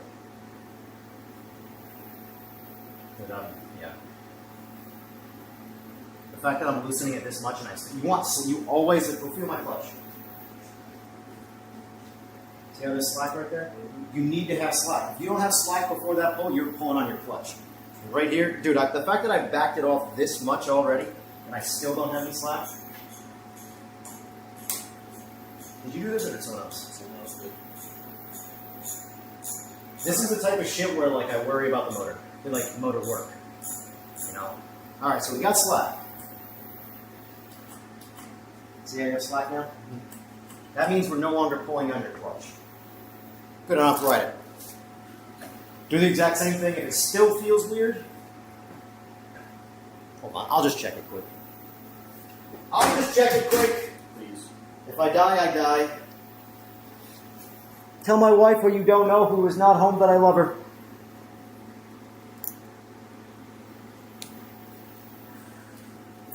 Oh, see this helmet? Crashed in it. Still using it. It still works. Yeah, it's one of my 3 brain buckets. Well, here's the thing. I bought a brand new, the second time I crashed, it was my first ride on my new helmet. Not a cheap helmet, immediately cooked it.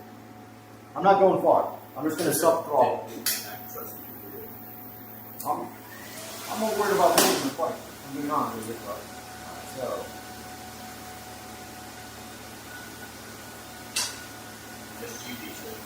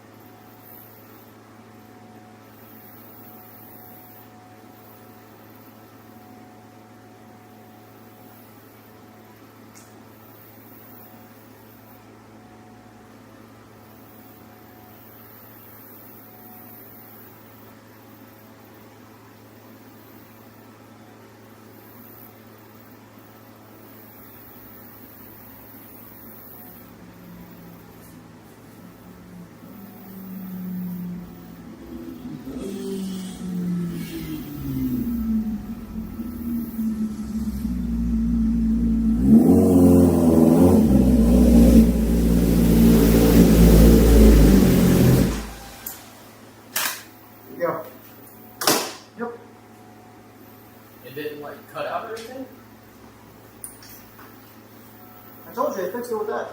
This was wrong. Okay. Awesome. The clutch was being pulled on the whole time. There will be a new clutch in it tomorrow. It was supposed to already be in it, but what was it? Schneider Racing Company? nits, something. Shits. Okay.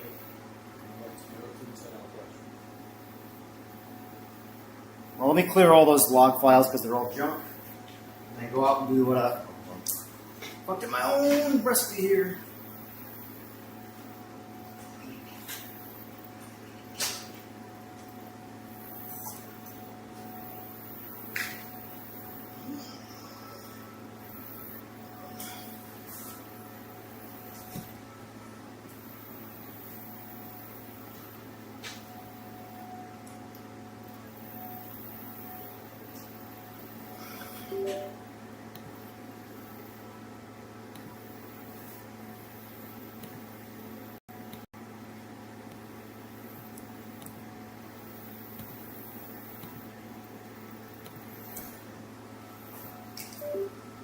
All right, you're up.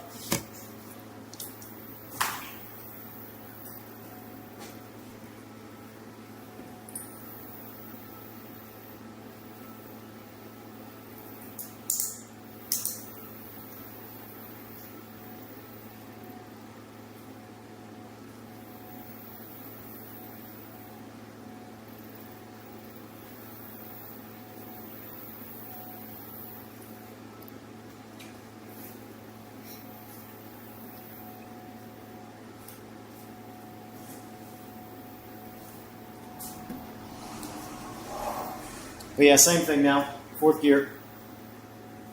It's gonna be doggish. And it's gonna take a while. It's supposed to. Yeah. That's why that log there, I'm like, you're blowing right to the clutch. And then as soon as I grab, the first thing I did was grab your clutch lever. And this needs to have slack on there like that. I didn't. But be careful now though, because you're gonna let go of when you're I'm talking riding around, the clutch is gonna grab much sooner. But accelerate, for you to let the clutch out and leave. Before, I guarantee you where it was, you were probably letting that clutch out before it started to grab. Yeah, I was riding it out. Because it took that long to get any level of grab on the clutch, which means that when you go wide open throttle, you blow right through it. So.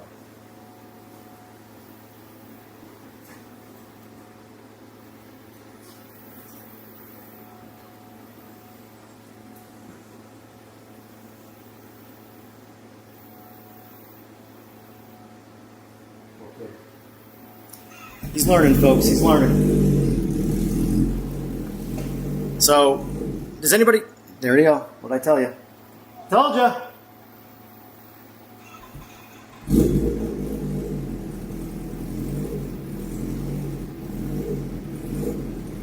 Now he's going to stall it a lot now because the clutch grabs right away.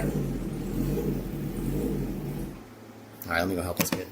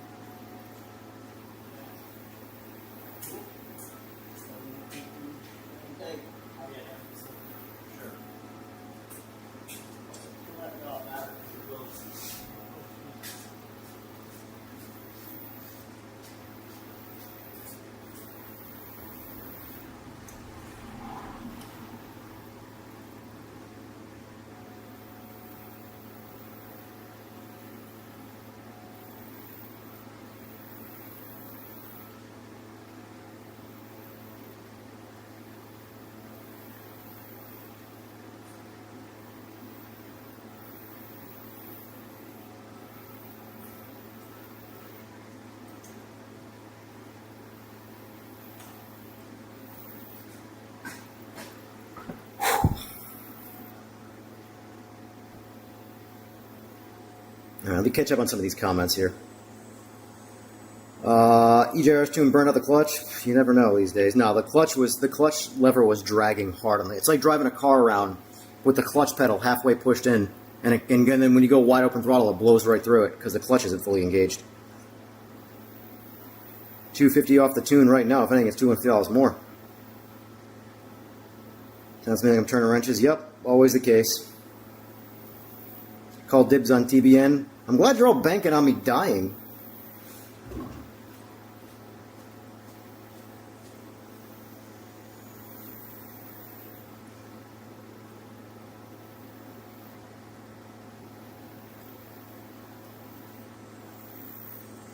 Still waiting to see what this video Austin talked about is.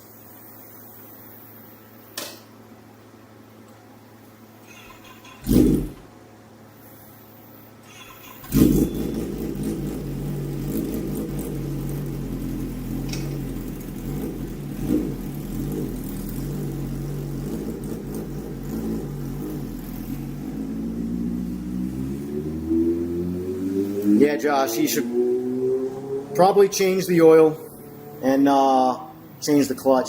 I would be changing the clutch anyway. Here's the problem. He made the like token mistake that I always recommend people do. Buying somebody else's race bike. Never do that. It doesn't go well for anybody, except for the person selling it.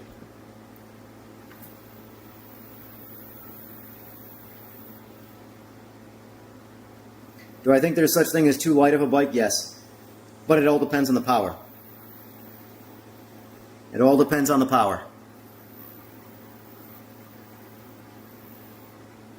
Like, for example, my 10 works perfect. Like, that bike couldn't be any more efficient for what it is. The Busa, if I put that motor in the 10 would be a piece of shit. It wouldn't go down the road. It would be slower than it is right now, because it would never use the power. Now, if you get on a track prep, you know, the kind of track prep that rips your shoes off when you try walking on it, that's a different story. But we're talking about practice. I do find it funny when old devs are mad at the stuff they're changing. I mean, here's the thing. I get both sides of between Austin and the current devs, but at the same time, like, here's the thing. Austin's been in my Discord on comms and stuff, and he's not a dumb guy. He sounds like actually a pretty intelligent guy. Maybe it's a ruse. Maybe he's actually a dumbass and he's just reading from a script. I doubt it. He seems like an intelligent dude. But aside from the intelligence, there is no doubt that he still holds some, like, feelings for PMR as the game he was making, and so he holds it tighter to the hip. It's got some sentimental value to him. So, but because it's got sentimental value, and devs, he no longer works there, and the other devs are changing things that he might have not agreed with, now he's taking it personally, and he comes across scorned, because he is, essentially. But you know, on the other hand, he didn't have to leave either. Because from my understanding, he left under his own accord. So, you know, I get both sides of it. I do. But that being said, though, like, in my opinion, I know it's easier. It's much, much easier said than done. But, because I can tell you this. There's no doubt that there are differences of opinions inside the studio, which 100% hurts the game. I was really hoping Aris was going to be the more of an authoritarian person.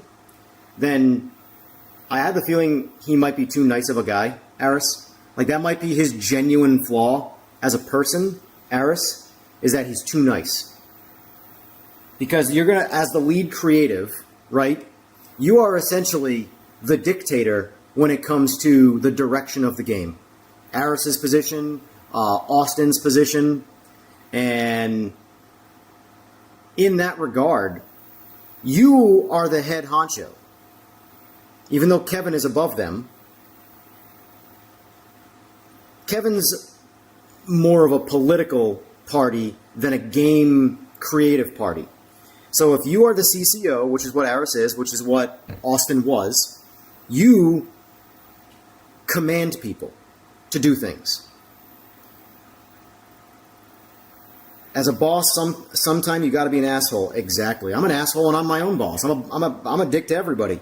But you have to be like, okay, this is what we're going to do. And when that person says, well, I think we should do this, you go, that's too bad. Maybe you should be the CCO. We're making my game.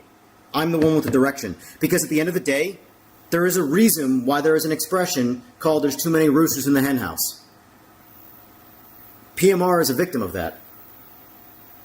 Imagine getting some of the world's, and this is purely like a hypothetical situation, but imagine getting the most like Kojima and all of these most talented creatives, putting them in a room together to tell their own story. These are the greatest minds to ever create a story, and yet they would come out with a dog shit game because they'd be just constantly fighting each other, and not a single one of them would be following a sole direction because they can't. And that's why the CCO's position is to be the one in charge of that direction. And right now, I feel like, and again, this is speculation. I could be completely fucking wrong. But I feel like I feel like right now, Aris's personal direction is just focused on how the modern race cars, the popular Me Too cars, drive. And not about the game direction as a whole. I'm sure those conversations are happening, but like the entire ranked system needs to work, you know? And it doesn't. There's nobody playing. When I went online last night, right, but when I got off my stream, when I was done playing Gran Turismo, when I got off my stream, I jumped on PMR just to see what the numbers looked like. The actual, I don't care what Steam numbers say. I don't care what people's random things say. I checked in custom lobbies, and I checked in ranked. There were 4 total people in custom lobbies. 4. 1, 2, 3, 4 total people in custom lobbies. And there was 0 people queued up in ranked.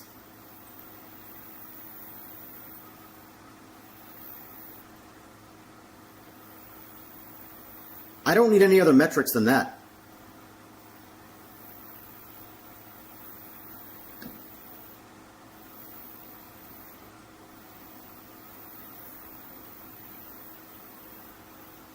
The thing is that what Austin wanted for a game would be a very, very small player game. Like, there wouldn't be a lot of people playing it, but the people playing it would love it, if that makes sense. Austin essentially wanted the most hardcore racing simulator. He wanted you to get in this game and there's no bullshit, there's no fluff, which I am for that. No radars, no nothing like that, this, that, and the other thing. But the reality is while that would be a fantastic racing simulator, it would be a bad game. So that's the biggest problem that, in my opinion, that's happened in Straight 4 is that the difference between making a game that gets numbers of people to want to play it, and then, because I can tell you this, the more really hardcore you make something, the less people are going to play it. I promise you that. It could be the world's most one-to-one perfect simulation of real-life racing. That's going to get less people than something that was a little more lenient. Period. That's the way it is. People don't want as much realism as they actually think they do. Trust me. Imagine this, what we're going through right now with this bike. You're just clicking numbers in a video game. I have to sit here and use my brain and figure out what might be wrong based off experience and blah, blah, blah. And this is going to take all fucking day. In a video game, it takes 2 minutes.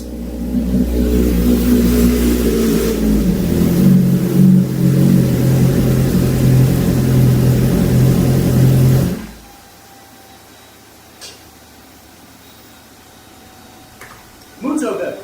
Yeah, is that normally flash? What? You know? I'm not sure. Like I said, man, I just got this thing. I believe you. I trust me. I 100% believe that you just got it. But yeah, that's your clutch. So new one's gonna be here tomorrow.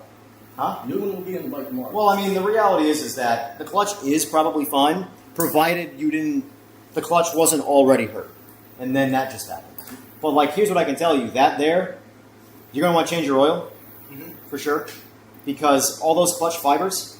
Because clutches are fibers and steel. Yeah. Steel warps, fibers shear. And when you're spinning the clutch like that, you are just heating it up and you are ripping those fibers off the clutch fiber. So basically what ends up happening is all those fibers are tiny little particles that get put in your oil and that will eventually clog the pickup tube screen. And when you clog that screen, bye-bye oil pressure.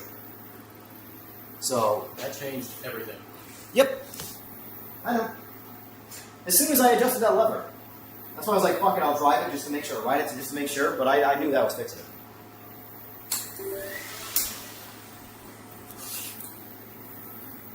Alright, let's see. I agree, Digi. Most people wouldn't want to do what they think they want to do. Some people would. Like I said, the people, in Austin's game, the game that he would have created, if he had truly sole creative control, the people who liked it would have absolutely loved it. It would have been the perfect scenario for those people. The problem is, from a numbers and selling a game standpoint, I don't know. I don't know what it would have done.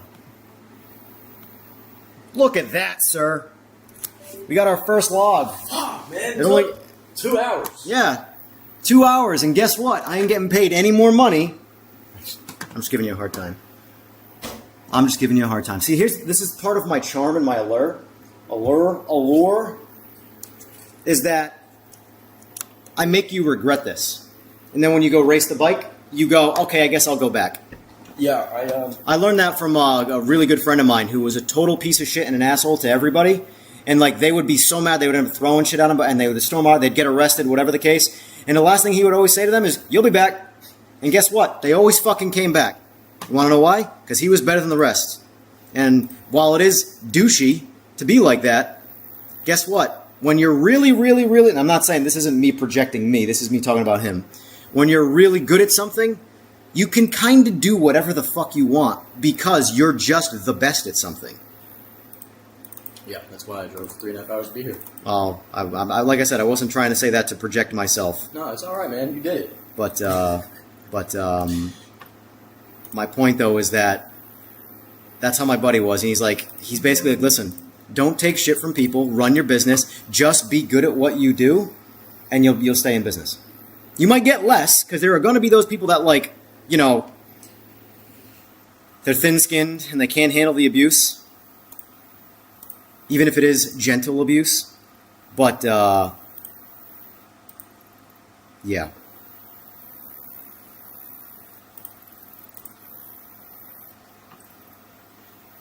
So let me just check the log quick. I want to see how your throttle hand did.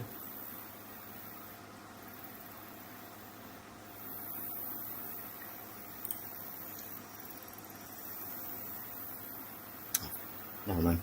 Now plug it back in.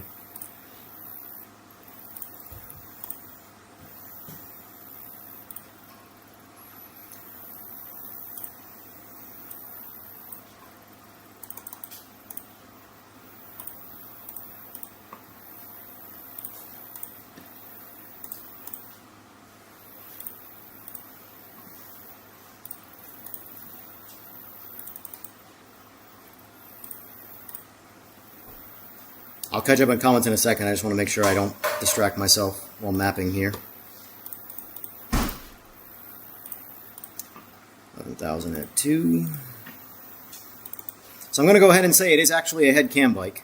Yeah. Because my fuel maps, the one I put in is for a stock motor. Mm-hmm. But like when it comes, that's what I start with head cam bikes. There's no point. It's not a lot of difference there. Like the leanest spot you have here is 13.6 and my target's 12.8, 13.0. Mm-hmm. So...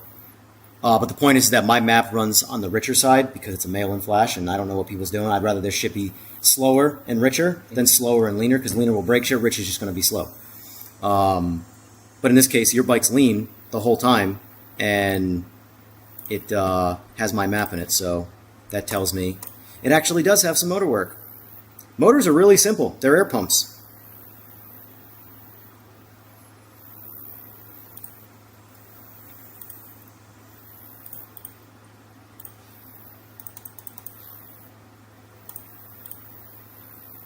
$12.5, you need 6% more fuel.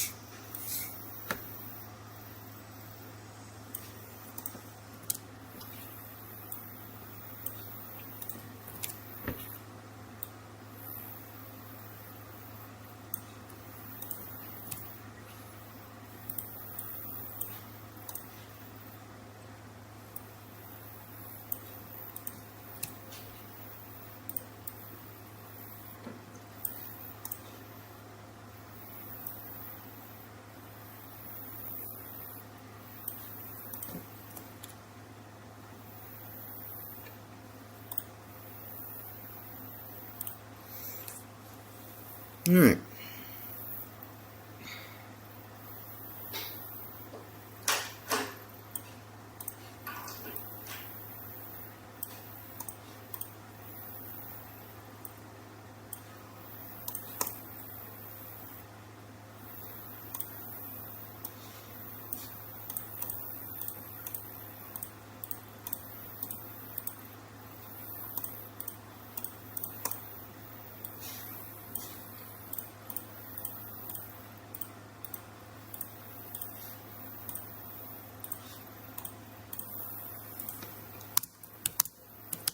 All right, now we flash it.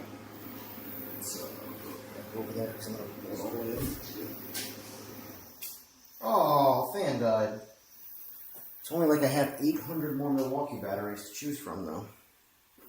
Here, Milwaukee. I paid for that. That wasn't like a donation or some shit. I fucking paid for that gigantic ass Milwaukee banner. And I paid for all my fucking tools at retail, not even discounted. Yeah, man. I got all the wall shit. Look at this drawer. Oh, yeah. That's just some of them. Those are just the basic power hand tools. I had everything.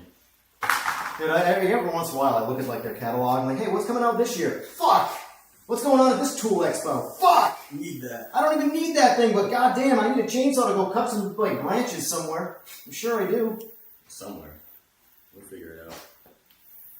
Yeah. Big Milwaukee. If I'm going to be a brand loyalist that doesn't pay me, oh, it's going to be Milwaukee. Like, all Logitech, fucking Simagic, they can all go fuck themselves. Told me to give up Milwaukee, I'd rather just go find another industry.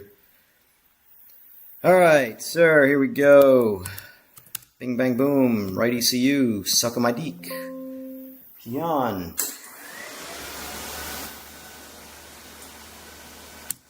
All right, hopefully she writes. And it's always a fucking gamble with this shit.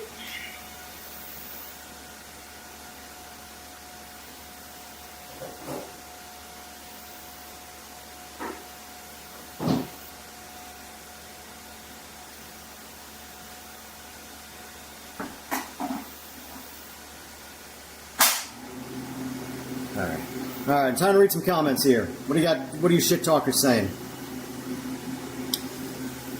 All right, let's see. 3 servers and only had, yeah, exactly, Dimitri. Reality is most people wouldn't want to actually do race car things. Their brains would be overloaded. Yeah, absolutely. Like, I want a simulator to be real, but the audience that would fall into a niche there, yeah, exactly. Like, the reality is that if you can't see the need for a Gran Turismo and also a hardcore sim simultaneously, you don't understand the video game market. Because me personally, I can't do just one. I need a casual experience where I can just focus on having a good time and lean into as much realism as it possibly can. And then I want a hardcore experience where every once in a while, I want the genuine experience. But like the whole one game shouldn't be a thing and the other one should is just smooth brain fucking thinking. Too many want pretend realism, yeah.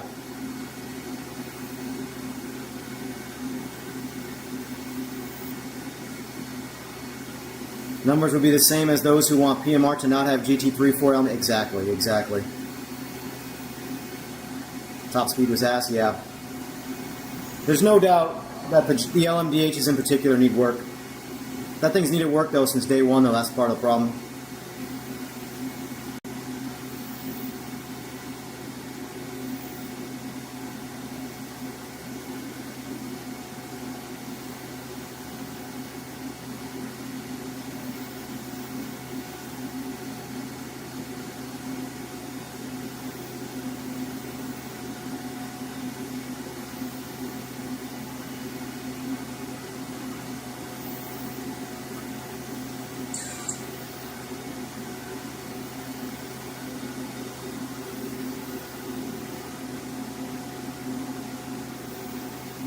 I am very curious how they're going to do BeamNG on console, though, because it is a... Obviously, you know the hardware I have on my computer and how it compares to a PS5. so much of BeamNG is driven off of the CPU because it's all simulation and calculations, and that's just how that works, you know? So, believe it or not, the two games that run the absolute worst on my computer is BeamNG and iRacing. And they have arguably the worst graphics because they're operating on engines that completely tax the CPU and don't use the GPU as much. And the GPU is what makes all the horsepower. The CPUs are just kind of holding the hand. It's like, imagine, the best analogy I can use is the CPU is the government worker and the GPU is the guy actually doing all the work. At least that's how it should be when it comes to 3D imagery and rendering.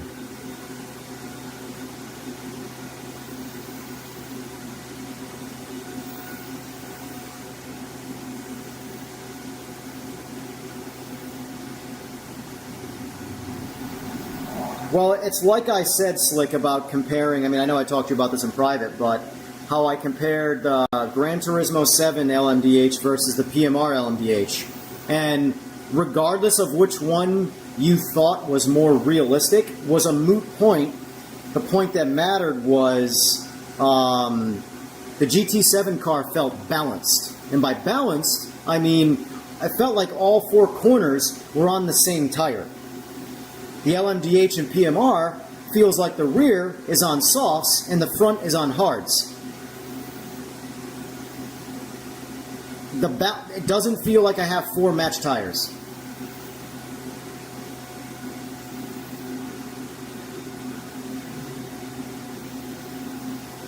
So like the way with if like the PMR LMDH, right?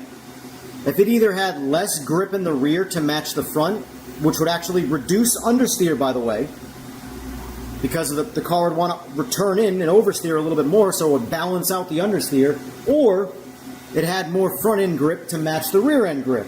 Then the car would, either direction you went, the car would feel better. But because it's got an insane amount of grip in the rear and a lot less grip in the front, it just feels like a plow, unless you drive it slower.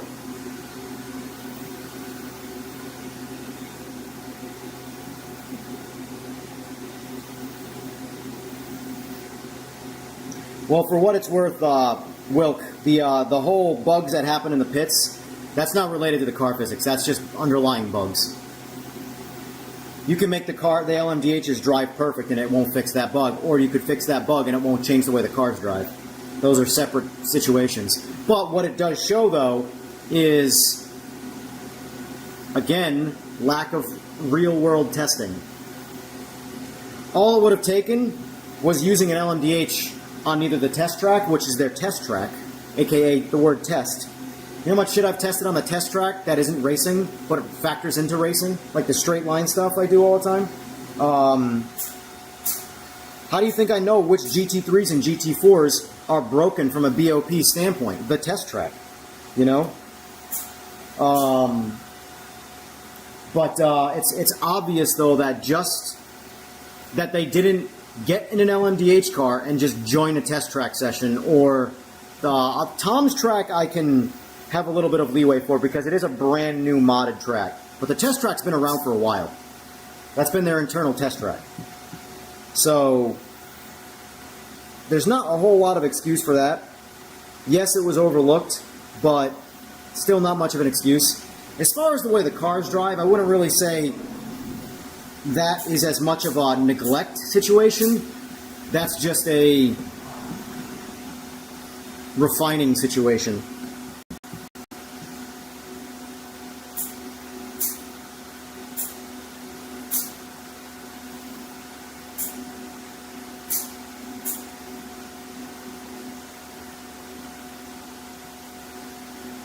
Yeah, Matt, it's a very divisive game. It's honestly why I've scaled back playing it.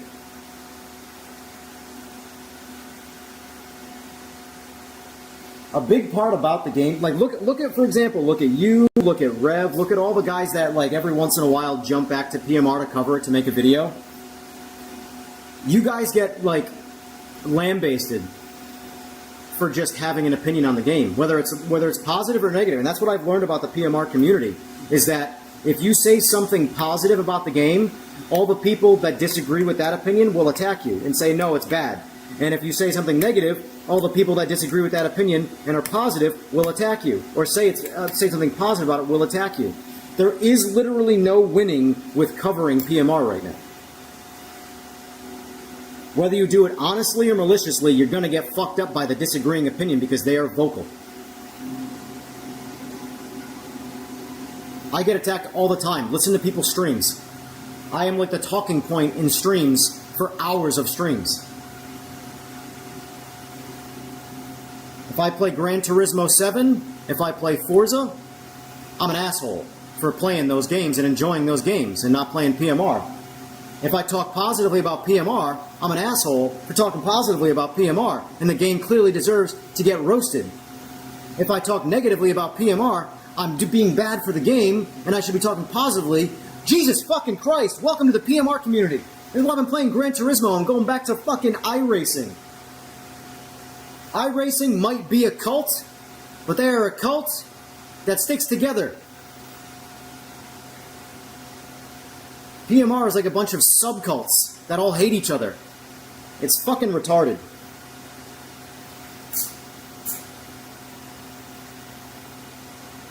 And share what I just said to everybody who plays this fucking game. That's how I feel. Anyway, I didn't mean to go off about a digital fake reality. Oh, no, you're fine. I was trying to find another fuel cell. Honestly, what you should do is get a stock tank. That's what I'm thinking about. That's a drag tank. That's all wrong for what you're doing. I don't. Because if you notice the seating position, it moves you up like 6 to 8 inches more. It pisses me off. And all that's going to do is make you spin on the street. I actually put my ass almost in the back. Well, that's a lie. My dick is crushing the tank when I first snap the throttle, and then as soon as I click second gear, my ass slides to the back of the seat, so I can tuck down better. So it's like a little bit of gymnastics while racing. I don't know. I've been fine with like a 2.5 gallon. It's just, this thing holds nothing. I recommend a stock tank, truly. If racing is not, like, how much do you weigh? You don't weigh more than 140 pounds, right? 145. 145? Yeah. So, let me ask you a dumb question, because I did not build this bike. I unbolted this, but it just bolted right back on. well, what's going to happen is that's likely just a cover. So you're going to take this cover off. You're going to have to probably pull this cap off. That holds the cover on. Take those bolts out. And there would be bolts back here, but they're not attached. So take this cap off, take those 2 bolts out, take the cover off, and then remove the fuel cell. And then the OEM tank is all one unit. And then you got the plastic pieces, 3 plastics. But I recommend getting a stock tank, finding a stock tank. Yeah, I was just looking at $300-$400. So get a stock tank. The thing about the ZX-10 tank that kind of sucks is it's a bulbous tank. It's just big, so it pushes you out of the bubble. But that's why I said you're a small dude. The things I do to people on that bike could be considered criminal. And they got full-blown, they lay down on fuel cells. They don't even have covers. They just sit on the fuel cell. They don't got headlights. They race in pitch black and hope that they don't fucking hit a deer. But I guess in that regard, they'll be dead long before they know what killed them. But seriously though, you don't need a fuel cell. You don't need to ruin your bike. I didn't want a built bike. I wanted another stock bike. Well, you bought it. I didn't choose it. Did someone have a gun to your head? Buy this bike or else? Kinda, yeah. Oh, Jesus. Yeah. Well, in that case, I don't want to know. Yeah. All right. Go. Oh, hold on. Go, another pull. Is that all the fuel you put in it? Yeah, just put new fuel in it. Well, I should probably talk. Well, hopefully, I have fuel here, worst case scenario, but oh yeah, keep it topped off, this thing. It's such a tiny little guy. Screw it up.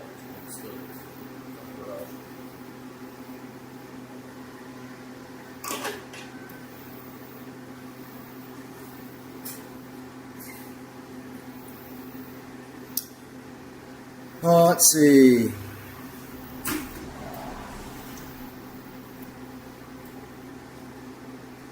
LMU keeps taking hits at the moment. Looks like Leagues, LFM said essentially we aren't hosting anymore until it's fixed. Yeah. I'm telling you, console players, I mean this genuinely. This isn't me like having some blind rage bait sort of LMU hate. If you guys are counting on LMU to save you, on console, I promise you, you're wrong. You are going to be disappointed.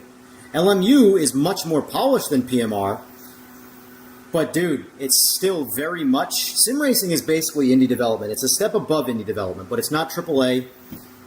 And I'm telling you, if you guys really wanted a game, like if you guys have love PMR at its best, I'm telling you right now, you're asking for the wrong game to come to console. You do not want LMU, you want AMS2. Trust me, you want AMS2.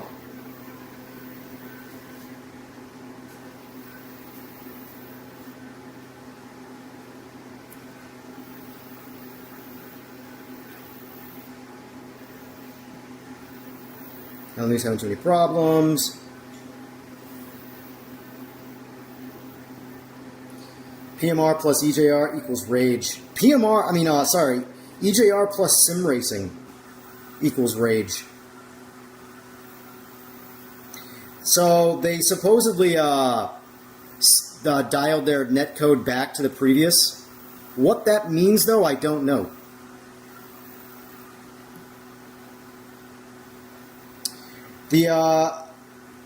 Matt, have you played with Daniel Kart's force feedback?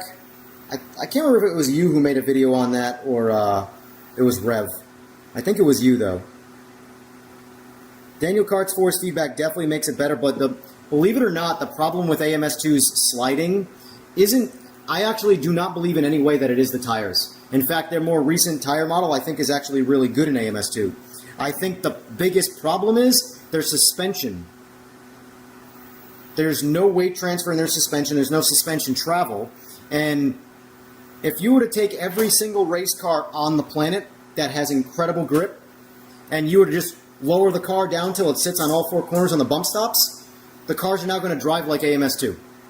And the cars are going to slide everywhere because there's no suspension to actually move weight around on that car to shift it to different weight tires. So if you have just as much weight on the back inside tire as you do the front outside tire needs to have the most amount of grip because all of the weight is on it and it's turning in the direction. That outside tire is your last line of defense for grip. Outside front tire.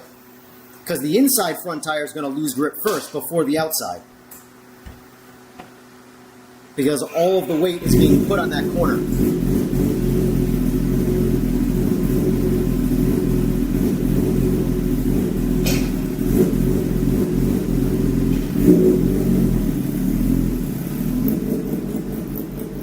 I'll be on my genuine sim racing opinion is that if AMS2 got PMR's suspension physics, just their suspension physics, that's it.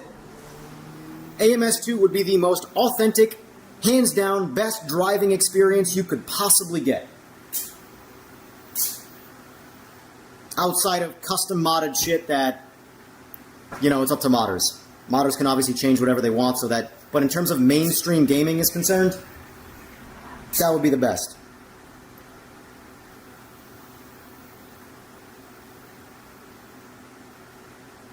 Renato loves stiff cars.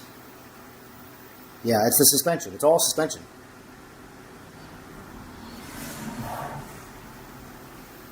It's all, for example, when I drove the same cars in PMR and AMS2 back and forth, all the PMR cars felt like authentic suspension for what that car was. Like the C3 Corvette, for example.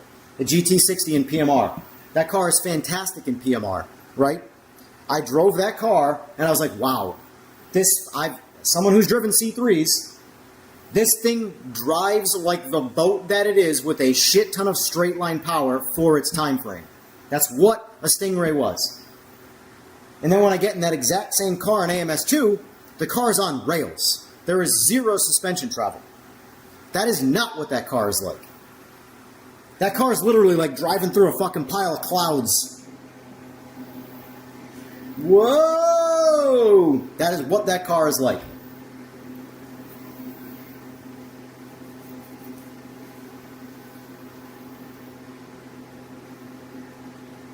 So, Matt, in your opinion, how much better, because I haven't tried Daniel Kart's latest version, I had his previous one. How would you rank that by comparison? How much better or worse is it?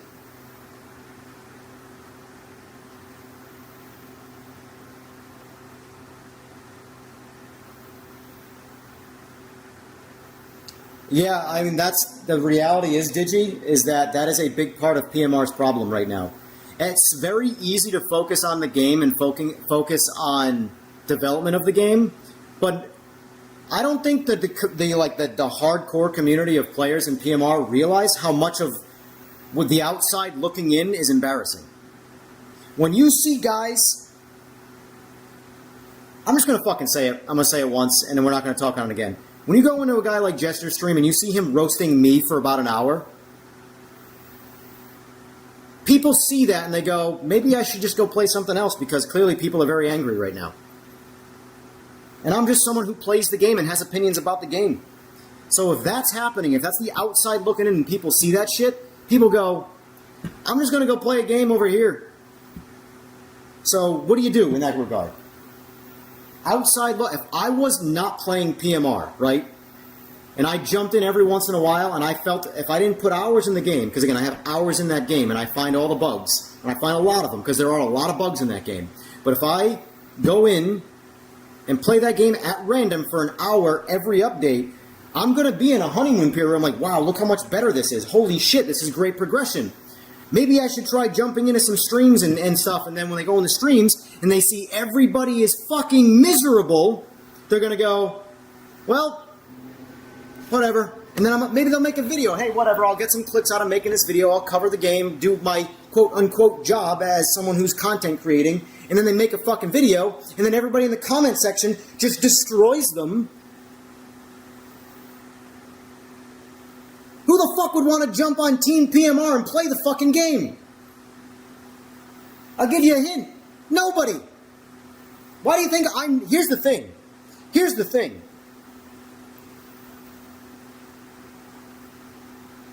I would still want to play PMR right now, even with all of its problems, if everybody playing it felt like they were on the same fucking team. Smaller community of people that's got everybody's back, that pumping everybody up. Yeah, hey, we're there, we're supporting the game, we're dealing with these problems together, blah, blah, blah. But it's not. It's not that. It's not, the word community gets thrown around so fucking, like, you guys don't know what that word means. It's not a community. It's anger, it's aggression, it's misery. People attacking people for no fucking reason, for having a differing opinion. You want to know what's wrong with real-life politics in the world? Play fucking Project Motor Racing. You'll get a real good fucking inconsequential glimpse into what ruins the fucking world.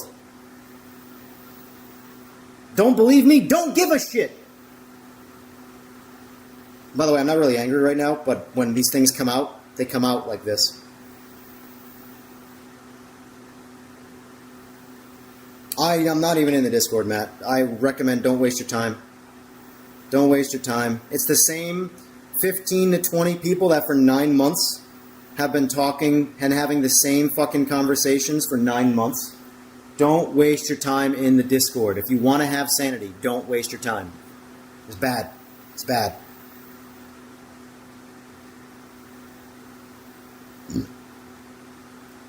You know a game that doesn't have those problems? COD? Yeah, right? There's so many people playing COD, it doesn't matter.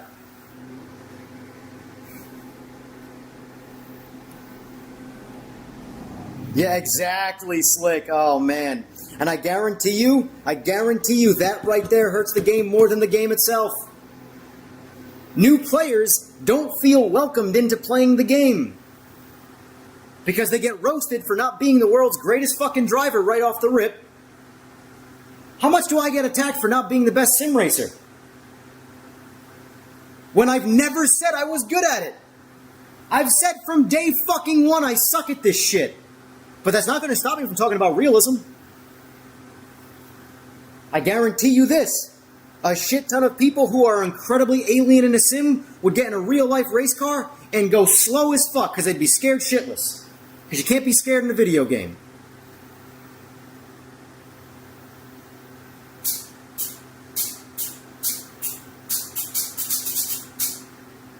But yes, like that is very true. PMR can be kind of like life. If you don't watch the news, the world is actually a great place. That being said, I'm playing PMR tonight, boys. I don't know how much I'm going to be playing it versus watching it, but I'll be live. Be fast as fuck. Boy. Yeah. You get to turn one and hit the brakes. If you're supposed to brake at 150 meters, you'd brake at 500. And you'd be half throttle for the entire fucking straight. You'd have the perfect execution of the world's absolute slowest lap.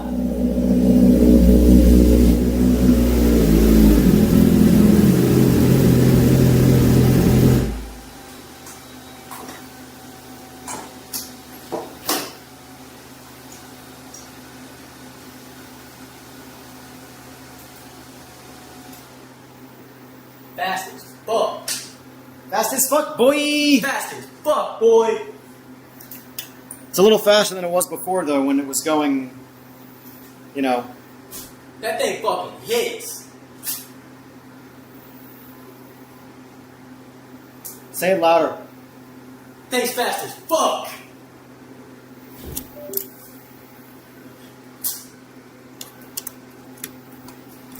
I will try to play, exactly, Wilk, I will try to play. I will play for probably a half hour.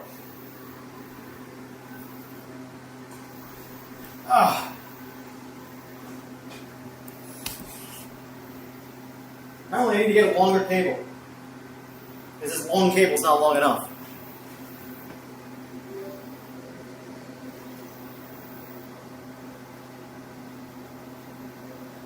Hey, how many laps is it slick tonight? I'm just curious. How many laps is the race? And how many do you guys think I'm going to actually make it through before I just go back to spectating?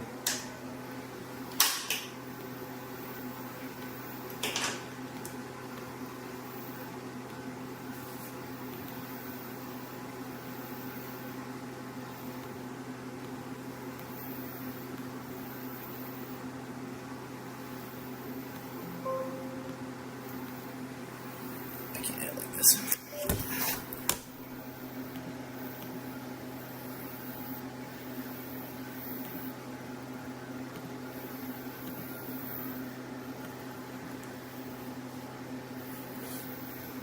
I have a feeling that you are. Might be. Oh, let me just check something quick.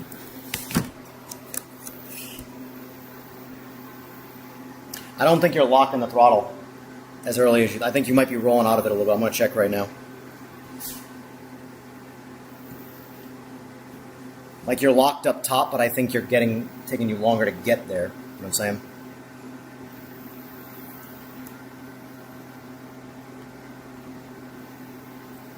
That's that. So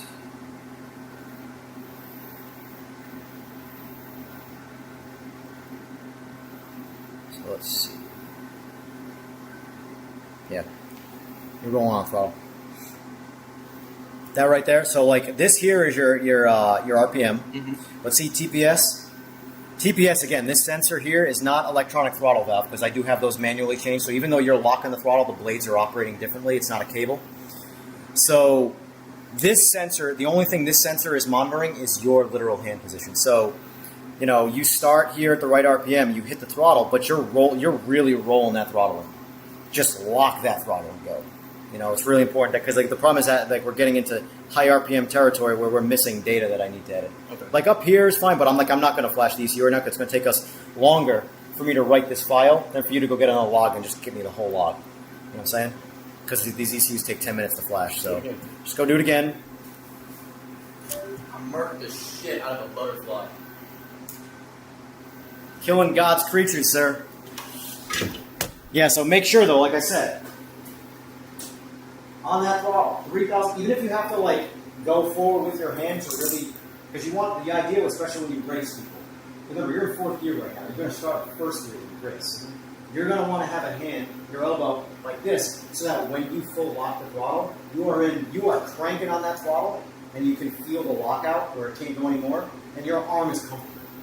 Because if your hand's like this, like you're slipping off the fucking throttle, I guarantee you back off the throttle. So just practice putting your hand up here, and then that's why you see a lot of guys. They look a little silly when they get ready to race, but they're like this, and they go. It's stupid as shit, but they do it for a reason. But lock that throttle. You want to feel that lock right there, at 3,000 RPM and not feel it until you hit the limiter and let out. Yeah, so just lock that throttle. You know, I don't want you to like, because what you were doing on the graph there is you were walking the throttle up as the bike was revving up. So just lock the throttle, snap it. Pretend that you want to break that throttle tube off the bike. I don't want a surfboard. Huh? I don't want a surfboard. Yeah, I want a surfboard. I wish I did. Well, you said you bought Build Docks? Yeah. I mean, it's close enough. I got a Build Docks, you have a boat. I got a boat. Well, honestly, you're in the right direction. You got the better thing to have. Fuck the surfboard, you got a boat.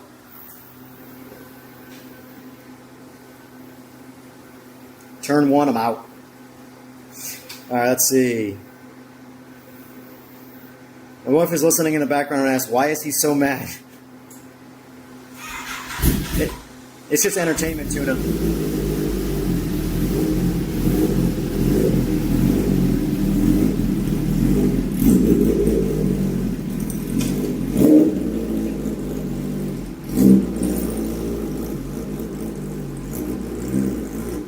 Fast as Fook.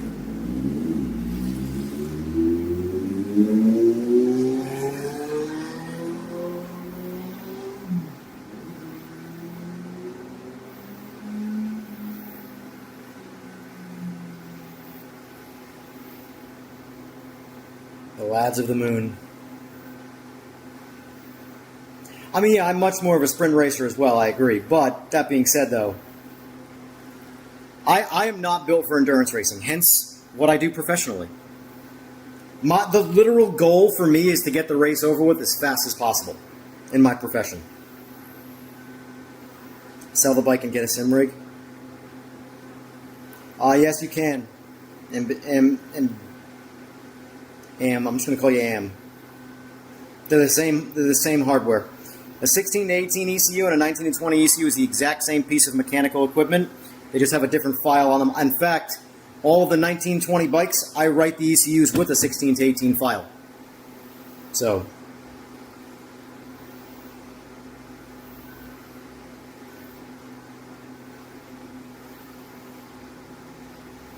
I would absolutely be all about, well, I shouldn't say all about LMU. I'd be much more into LMU if there were custom lobbies. If I could go into the game, boot up a lobby, even if it was like a race room where I had to have a dedicated server tool, and I put up a free lobby, and everybody can join and have some fun, I'd do that. But everything else in LMU just doesn't appeal to me. So if I'm not 100% on the driving experience, and I don't care about the game itself, then why play it? You know? There is so much more freedom and things to do in AMS2.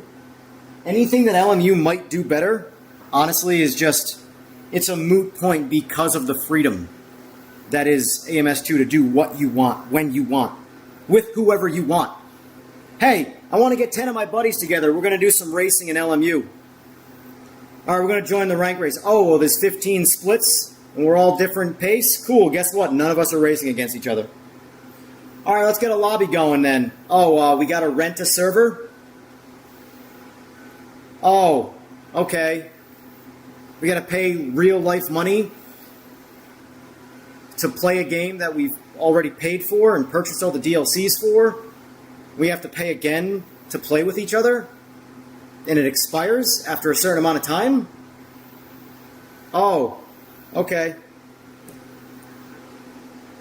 Whoever that sounds fun to, by all means have fun with it, but I don't know.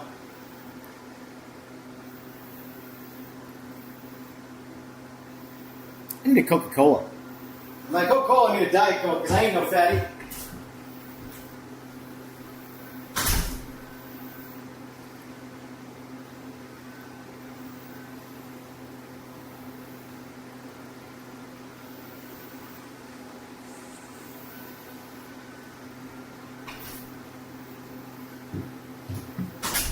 Tuna, I meant to ask you, do you still have your rig or did you sell it? If anybody's wondering in chat, the guy Tuna, where'd he go?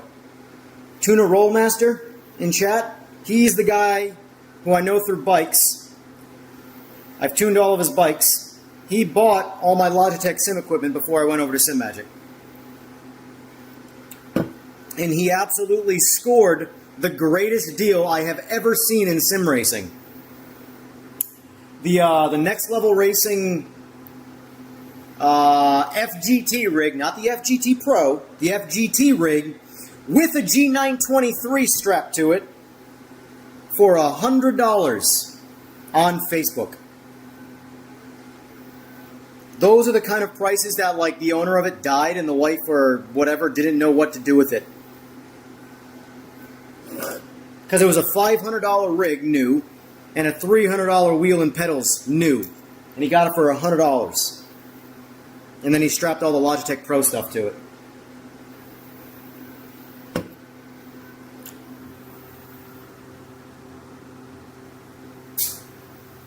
And also, I can't, in good conscience, I can't do it, even though I ordered the bracket.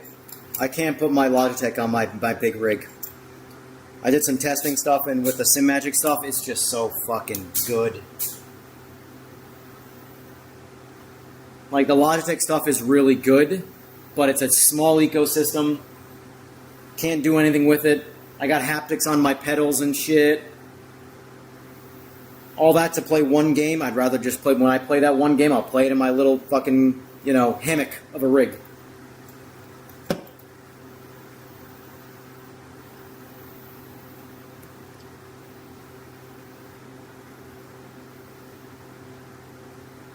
Exactly, Digi. AMS2 is the greatest game in sim racing. AMS2 is hands down the greatest game. Why do you think all the people that are playing PMR, push AMS2? Because PMR is not finished, AMS2 is, and they're very similar games, and AMS2 works, doesn't have bugs, and has 5 times the content.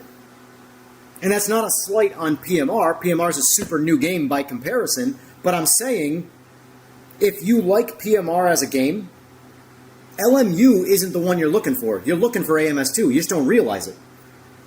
The GTEs in AMS2 are also awesome. The GT1s are better.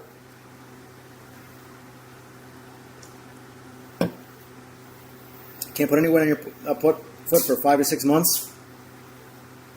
That's why COD as it is for now. Ankle fusion to get rid of my... Dude, the entire time I've known you, you have walked like Kevin Spacey in The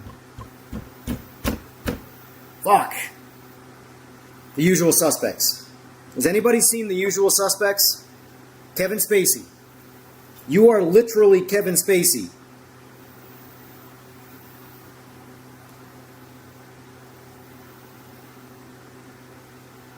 But I'm glad you're doing better. I'm glad you got surgery.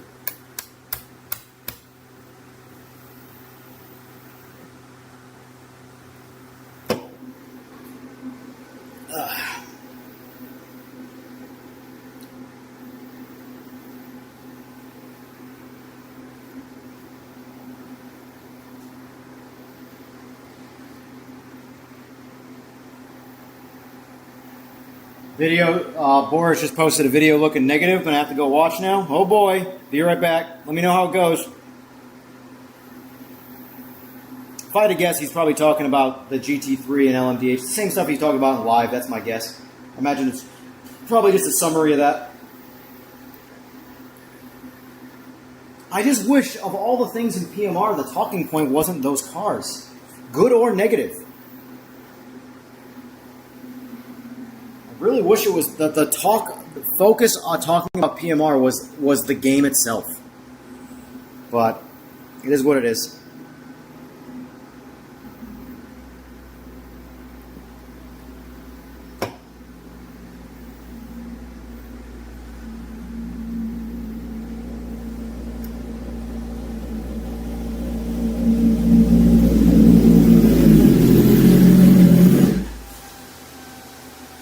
Multi-class and one of them being Formula Cars and Nords. You can do it. It'd be insane, but you can do it. Oh, I've done it. I've done it. It's amazing. It's absolutely amazing.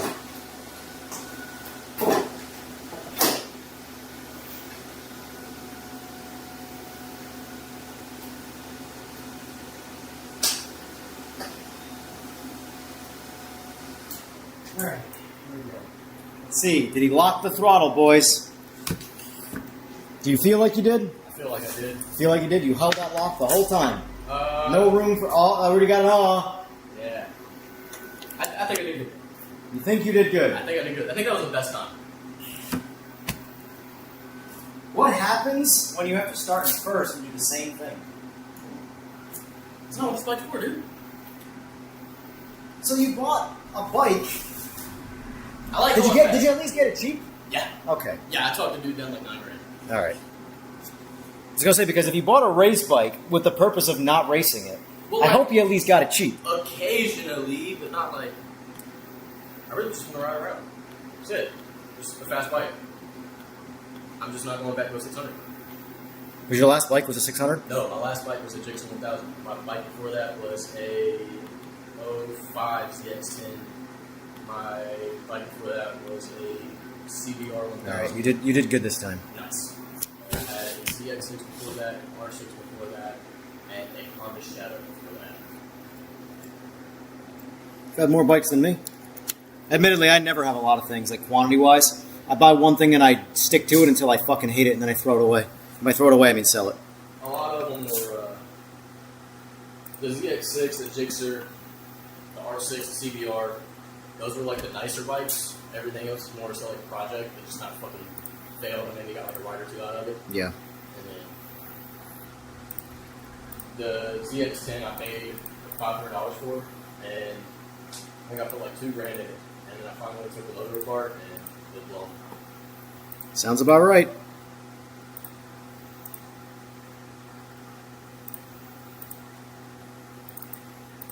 Do you have any fuel left? If so, I was going to say just put it in.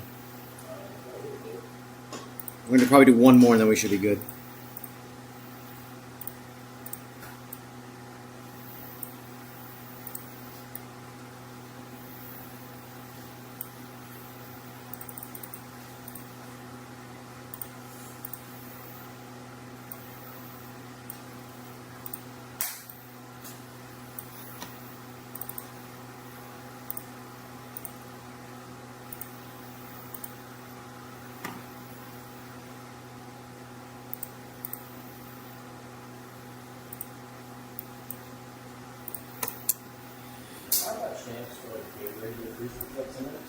What's that?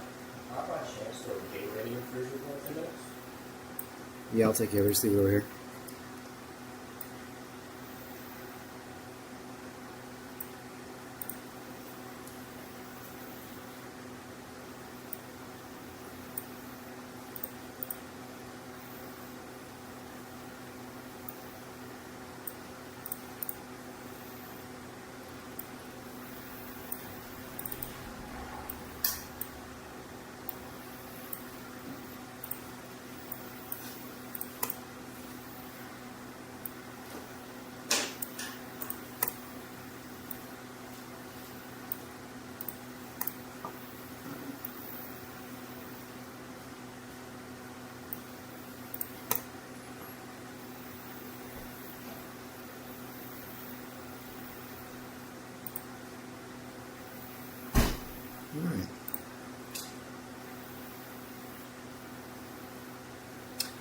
Big nude, no sir.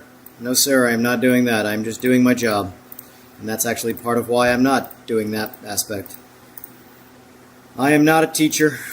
I can give advice from time to time, but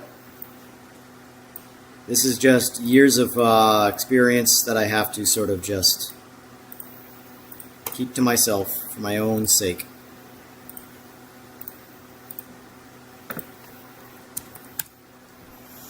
All right.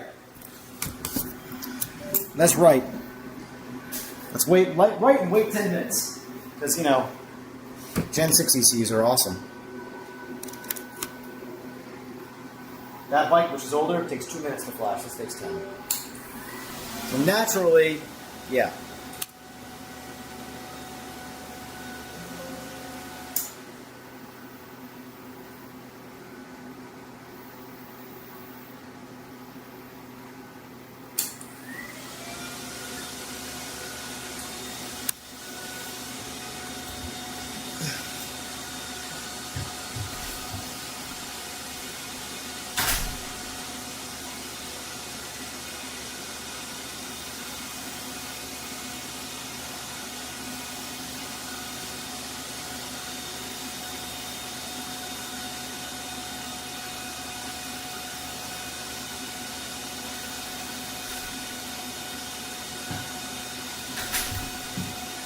in the cooler. Thanks, sir. Yep. I have the feeling everybody in chat fucked off to go watch Boris's video because it went silent all at once.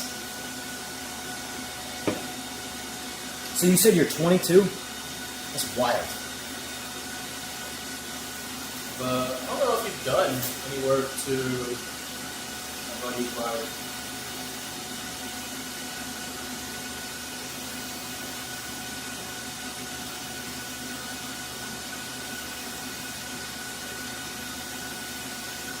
Switch to if it loads. I don't know. The reality is, though, you know how many of those bikes look just like that? Carbon fairings, no tank, they all look like that. All of them. My bike, the crazy thing about my 10 is leaving it the fuck alone makes it unique. Yeah. It's normal. No one has one. Why? It's not touched. He was the one who found this bike, and I've been talking about getting another bike for probably like 3 months, and missed all summer, and he was like, dude, I found the ZX10, and I was like, well, you know what? I'll turn this off. I was wondering where I was going. Like, that's a pretty nice bike. I'll smoke the battery. Yeah. So, I mean, it's pretty nice. I just kind of wish I had more gas. Yeah. Get a stock tank. Stock tank, stock fairings, put headlights back in and get rid of that. I've got. Can you turn that strobe off? I just tried. I don't think so. It would be any accessible. That's interesting. I don't know. But I've got stock fairings and everything.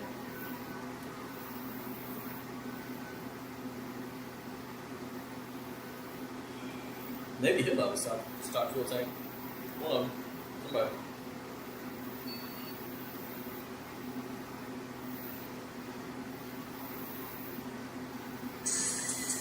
What's funny is that I can almost guarantee you that this bike is heavier than that one. Oh, absolutely. And that bike is all stock body.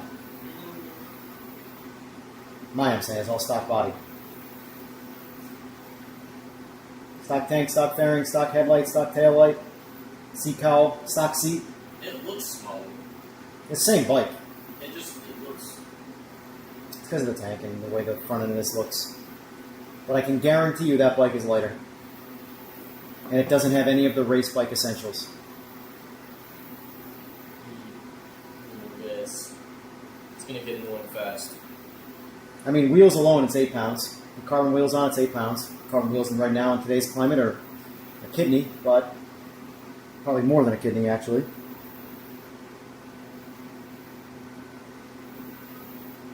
Yeah, that's exactly what I figured it was going to be slick without watching it. Talking about the new cars and the lack of grip.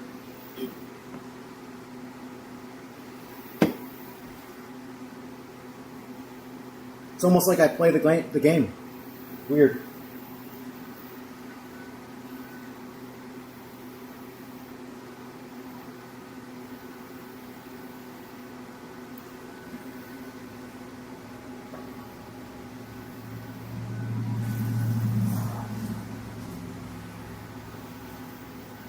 Not bad for 250 piece of shit doll hairs.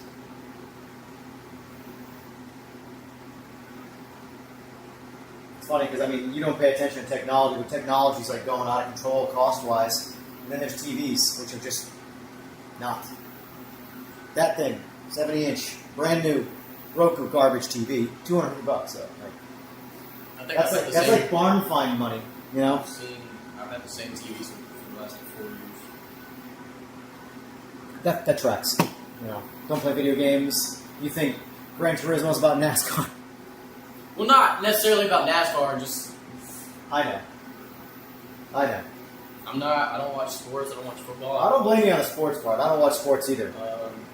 I can travel a lot. I never got into watching sports. I played sports, but my whole thing, like, I think I grew up with some guys that just ruined watching sports because they were so into it that it's like, you do realize you don't play for this team. They don't know who you are. You don't get paid.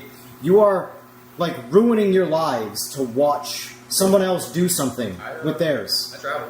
I like to go places. I've been to if you're part of the team, by all means, support the shit out of that team and be that guy yelling. But if you just watch on your couch, if you're that guy that throws something at his TV and has to replace his TV because your sports team lost, I'm judging you. I'm judging the dog shit out of you. Friends that I know that I'm no longer friends with that have thrown controllers at TVs or punched holes in the wall for a video game.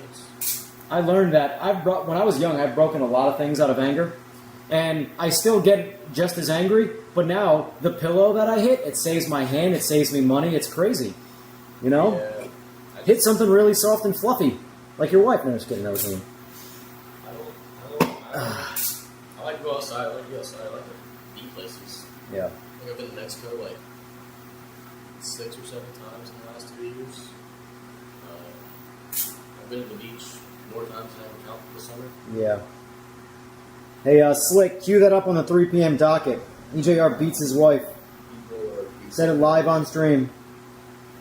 Flip that.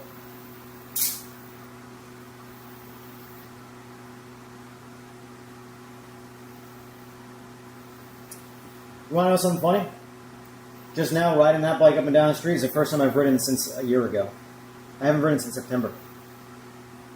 Well. And let me tell you something. Like I never got off. Didn't even notice it. You don't ride bikes? No. That 10 has sat there for a year. The Boost has sat there for a year and a half. Well, the Boost has been on the lifts occasionally, but in the shop for a year and a half. Never touched. Hasn't gone on that concrete.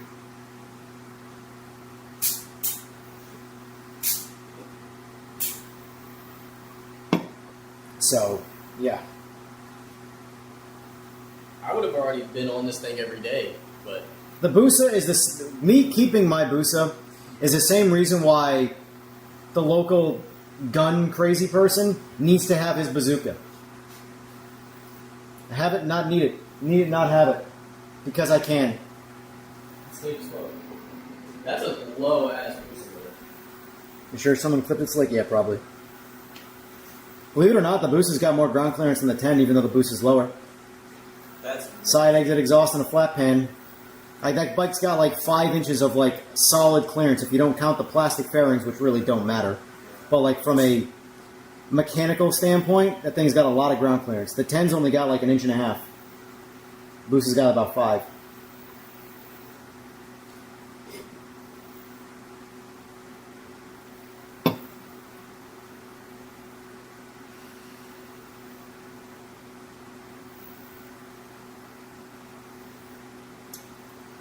That's the worst part about tuning these bikes. The longest bike to flash. Oh. Careful about hitting that wire, because if that wire gets even just remotely upset, there goes the right.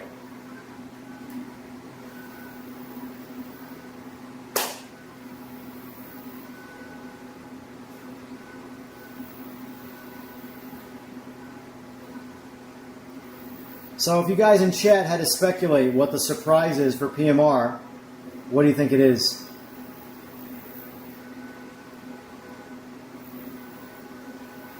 Dolly is gone. What?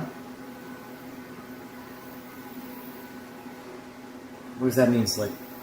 Did I say something and forget I said it already when you replied? Which I do all the time. Oh, Dolly Parton died? That sucks. She was a rock star, man. I mean, country star, but by rock star I mean her as a person.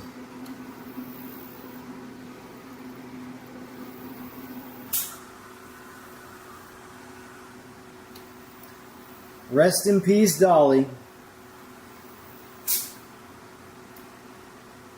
Do you really think we're getting a polished game tomorrow? Or, I think it's tomorrow. I actually don't have the embargo date told yet. I have to ask. I think it's tomorrow because that's what Boris... I'm only going based on tomorrow based off what Boris said.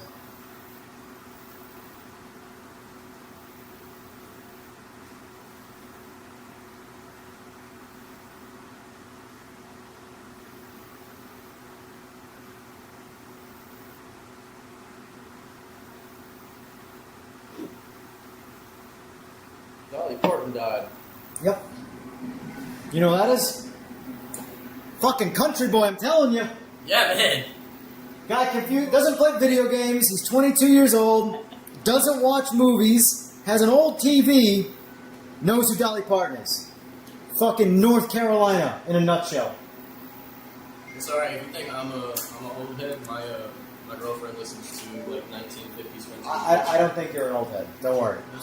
I don't think you're an old head. Trust me. My girlfriend listens to like 1950s country music. It's so cute. Well, speaking of cute, get back on that bike and get me a log, sir. Bye.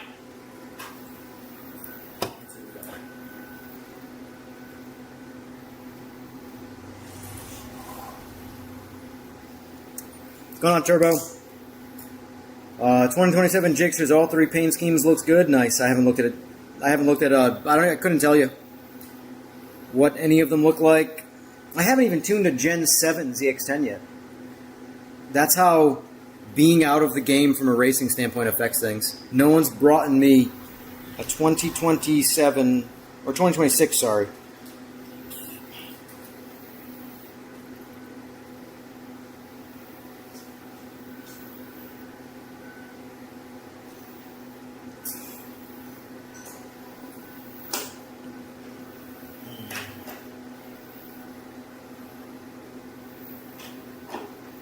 Got enough? You got any more?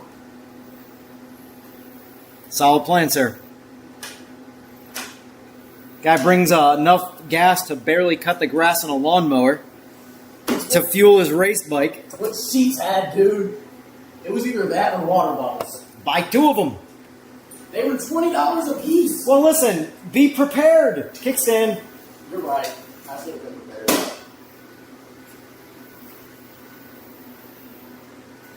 Can't play victim. Ain't no victims allowed here.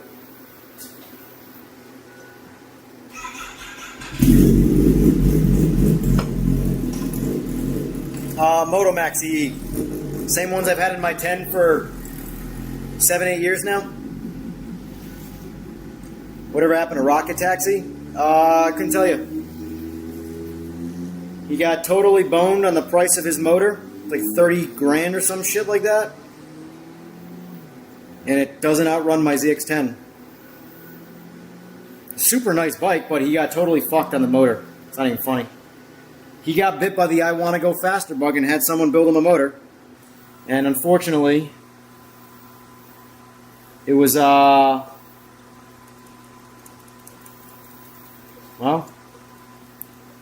the closest thing to a legal scam I've ever seen.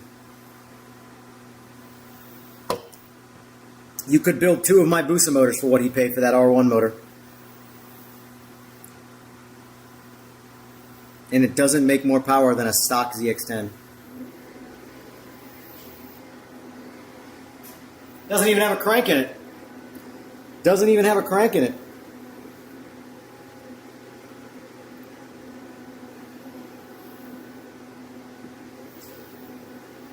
Currently, I would say, in year for year, yes, the R1 is probably the slowest leader bike right now. The crossplanes really slow them down, at least for the straight line racing. The benefit of the crossplane is you get a little bit more low end and mid range punch out of the corners, which is because, again, they're all building road race bikes. So you need to be able to have exit speed and be able to snap out of the corners. But the problem is, the crossplane also hurts the top end rev. And the top end rev is where you live when you're straight line racing. So naturally, they sacrificed high revving horsepower for low to mid range, which works for them in a street application in terms of enjoying the bike and also in a road racing application, but makes them the slowest in a straight.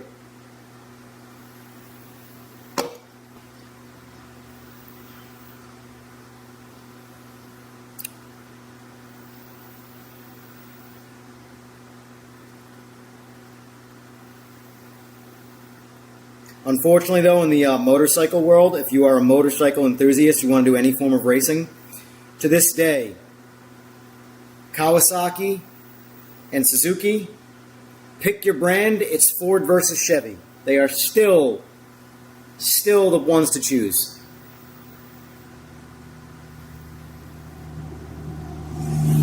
The new CBR is technically better than both, but when you are dictated by your aftermarket support, and there's not a whole lot of aftermarket support, That's that. I'll do that when I'm off the, well, I guess I'll do it right now. Why not? Oh, why not? 2027. Ooh, wrong year. GSXR 1000.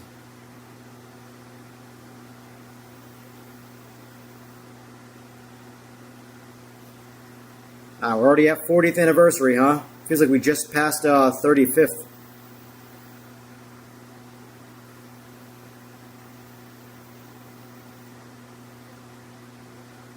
RS. Ooh, RS. Got new fancy new titles. Admittedly, the new Gixxer does have me intrigued with a new motor.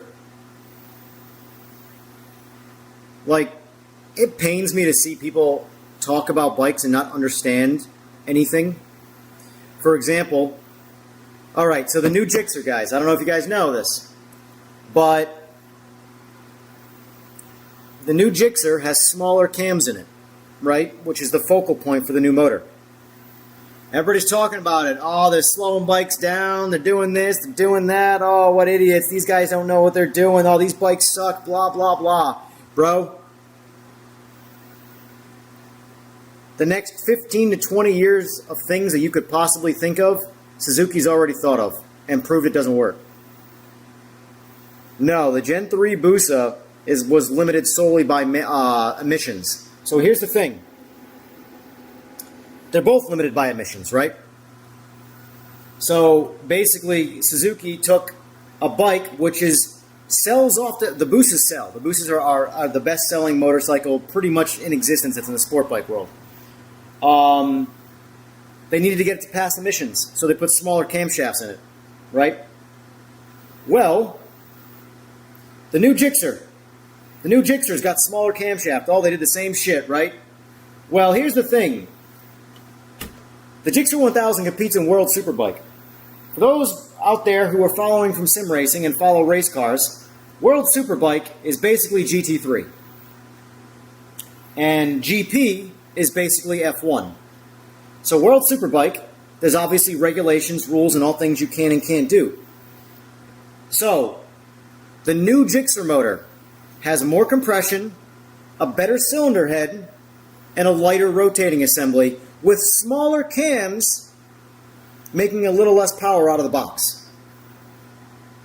Well, if you knew anything about World Superbike and you actually pay attention to what matters, World Superbike allows a drop-in camshaft. Meaning, if you don't have to modify the cylinder head and change anything about the motor, you can just drop camshafts in. That is a legal change you can do for World Superbike.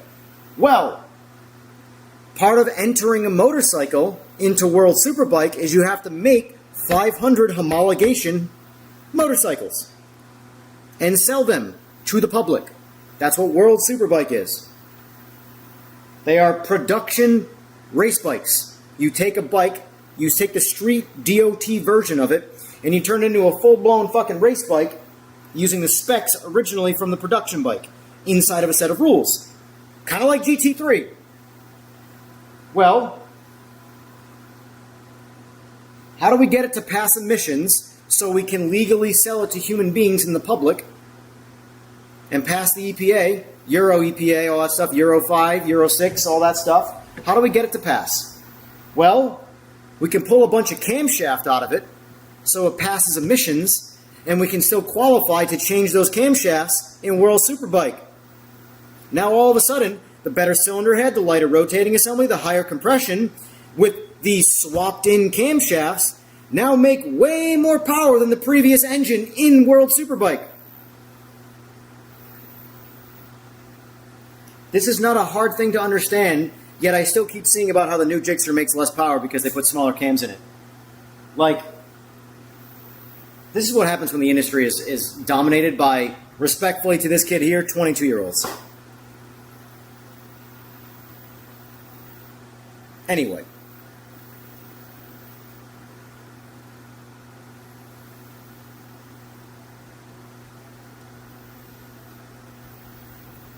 Any questions?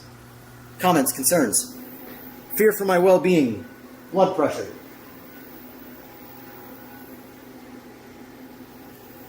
Believe the Gen 3 Busa is now better than the Gen 2 Busa? No, it is not, because the Gen 3 Busa is the same motor. The Busa did not get the same treatment that the Gixxer did, the Gixxer 1000. The Gixxer 1000 got a better motor and smaller camshafts to pass the EPA. The Busa got the exact same motor with smaller camshafts to pass the EPA. The motor is not better. I mean, there are some small, tiny little things like oil galleys in the crankshaft that are technically a little bit better for oiling bearings, but the motor is not like a better, more powerful motor or anything.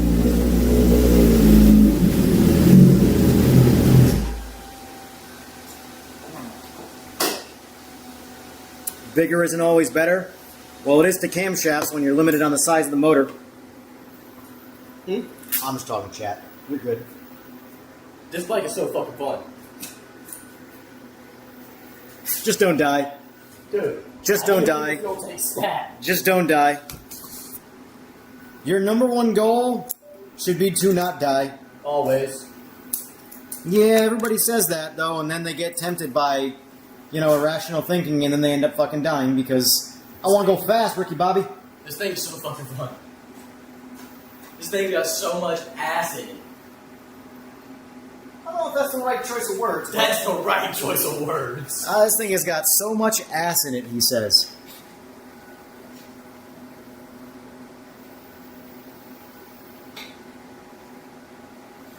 Haha, the stream title is too much. Right. It's clickbait, bro. Actually, it's not clickbait. Here's the thing. All right, real quick, folks. I want to talk to you guys about clickbait and what clickbait is. Clickbait titles are when you use attractive words in a title that are not present in the video. However, if you use attractive words to get people to watch the stream or video, but it's in the video or the stream, it is not clickbait. It is just advertisement. So, Clueless asks EJR, who's a shit streamer, tunes race bikes. Well, according to the internet, this is all fact. I can't use words. I'm clueless. I'm a shit streamer, and I'm tuning a race bike. There's no clickbait in that fucking title. Those are just accurate representation of words. Come at me, bro.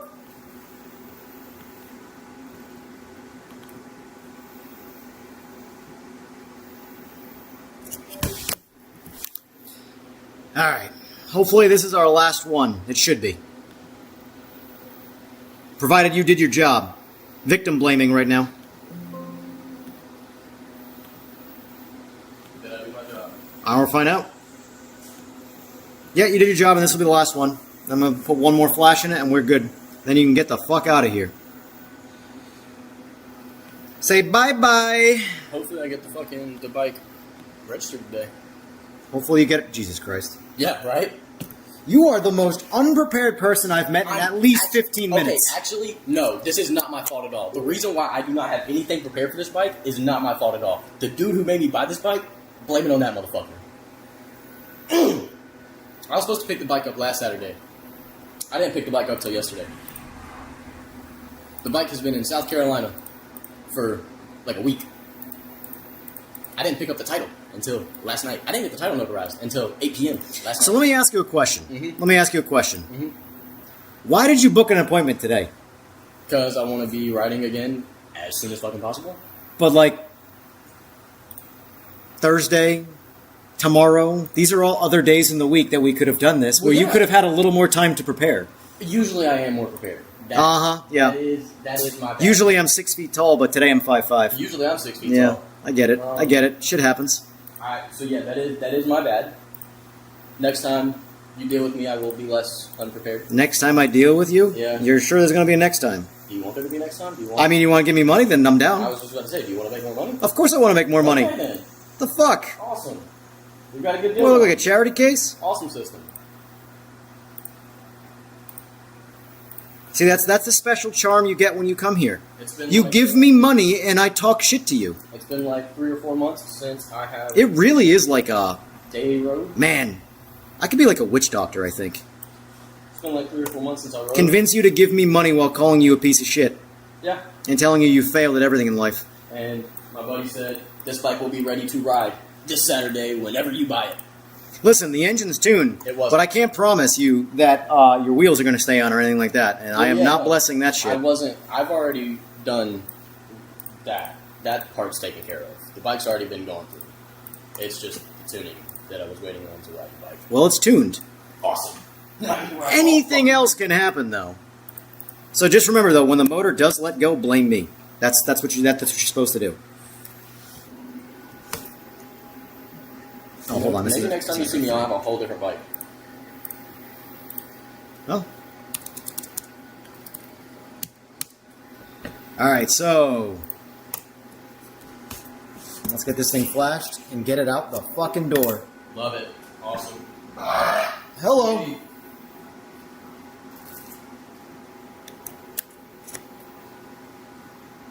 So all I know is prior to tuning it, you would have pissed coolant everywhere and lost every race because you would have blown through the clutch. And then eventually what would have happened is your tires would have hit coolant and they would have crashed. So It was also, I don't know anything about the numbers, but I was told they were wrong. All I have to do is ride the bike. if anybody else can see that number, don't pay attention to their opinion because that means you're not doing something with the bike. Well, that it was number matters. the dude who picked the bike up for me, and they've got like a whole shop of bikes and shit. I just know how to ride the bike. You sure? No. A throttle hand. Yeah. Just saying. Well, I also don't like. Now, let me ask you a question though. I'm just curious. Uh-huh. What made you not lock the throttle? I just don't. That's not. But what made you not do it? Something's got to tell your brain to not do it, or your brain's got to tell your hand to not do it. Why? Fear? Is it anxiety? Is it a human emotion? PTSD. From what? When I was on my Gixxer, made a not very smart decision. Yep. Party lights came on. Okay. And I almost died. You almost died. I almost looped that fucking bike. So now, anytime I hit one of those, I'm scared that shit's gonna go wham. So let me hold on. There's one word you said in all of that. Mm-hmm. One word you said in that entire Scared. explanation. Scared. Yeah. Scared. I want to be scared of these bikes. You didn't lock the throttle in very high gear because of being scared. This isn't me making fun of you. I'm hammering home my fucking point here. But then again, I also don't Hold on. use the shit out of these bikes. This is not on you. I'm making sure the people listening understand the choice words that I'm focusing on right now. You were scared. Now, in a video game, you had to get on a motorcycle or a car or whatever reason, and you had to floor the fucking throttle. I do it 'cause You do it. you can revive. Why would you be scared? You can revive. You can revive in a video game. You can't revive in real life. Well, I wouldn't say you revive, but yeah, I mean, technically if you're playing that kind of... It's in a racing game. But like anyway, the point though is that I constantly harp on fear making everybody who thinks they're fucking fast in a video game slowing them right the fuck down to reality and proving that they're actually not fast people. I know. The real life fast people are the 0.01%ers of people who try. I know this is a race bike. This is a fast bike. Any 1000 I have is a fast bike. Any 1000 is a fast bike. I rarely use them to their full potential. Sometimes, but like occasionally, I just like having the option to use it. You know what I mean? Yep. I don't. Here's the thing. You don't have to explain fear to me in terms of the bike shit. I get it. I'm doing it for a purpose, though. And then again, today's the first day I rode this thing. Huh? Today's the first day I rode this thing. Yeah. I would be...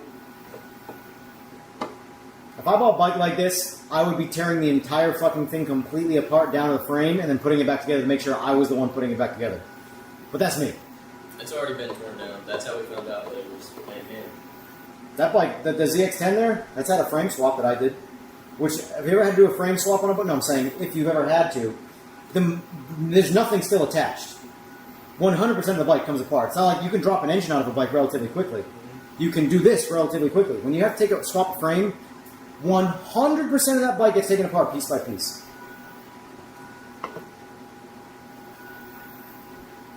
The only thing I really want to do to this is more gas. What's that? The only thing I really want to do to this Get a stock tank. Don't waste your time with anybody's aftermarket tank. They all fucking suck. Listen, I am a dealer with all of the carbon manufacturers' tank. My dealer cost, and I will say this publicly because I will not sell you a fucking tank, My dealer cost is 50% off. What's 50% of $2,500? It's $1,250.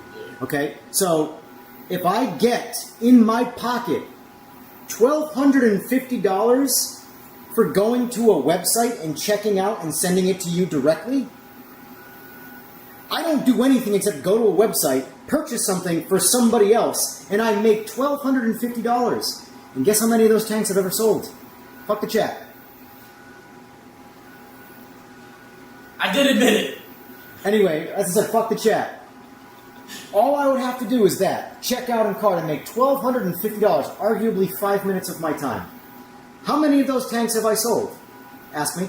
How many? Zero? Zero. Why have I sold 0 tanks? Because I don't want people to fucking die.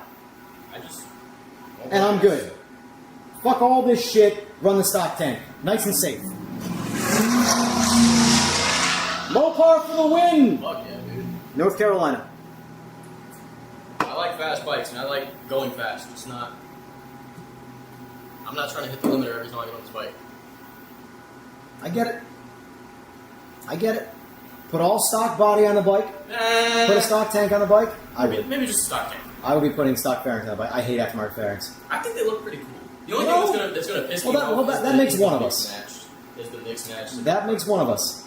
The zip ties are a really nice accent Yeah, on holding everything together. The strap, that's always been a big, real nice, exquisite, cosmetic aesthetic to me. This strap is going to be dangling on my wheel.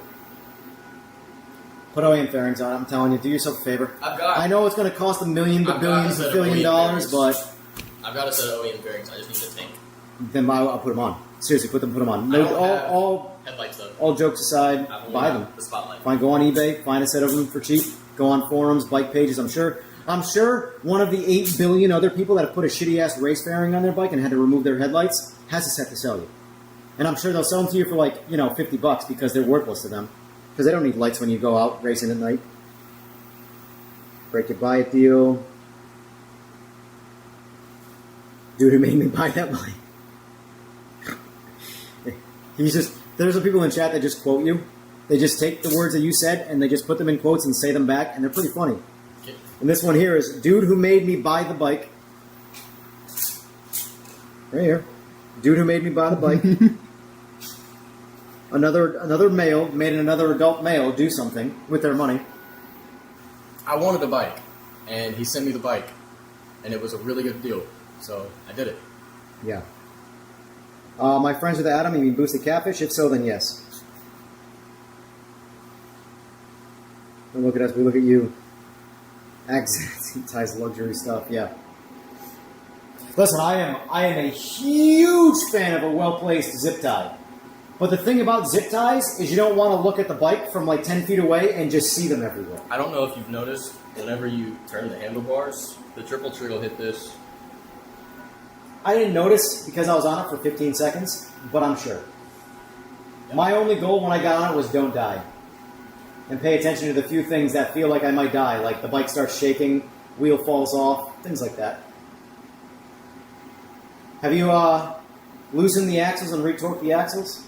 Have you retorqued the brake caliper?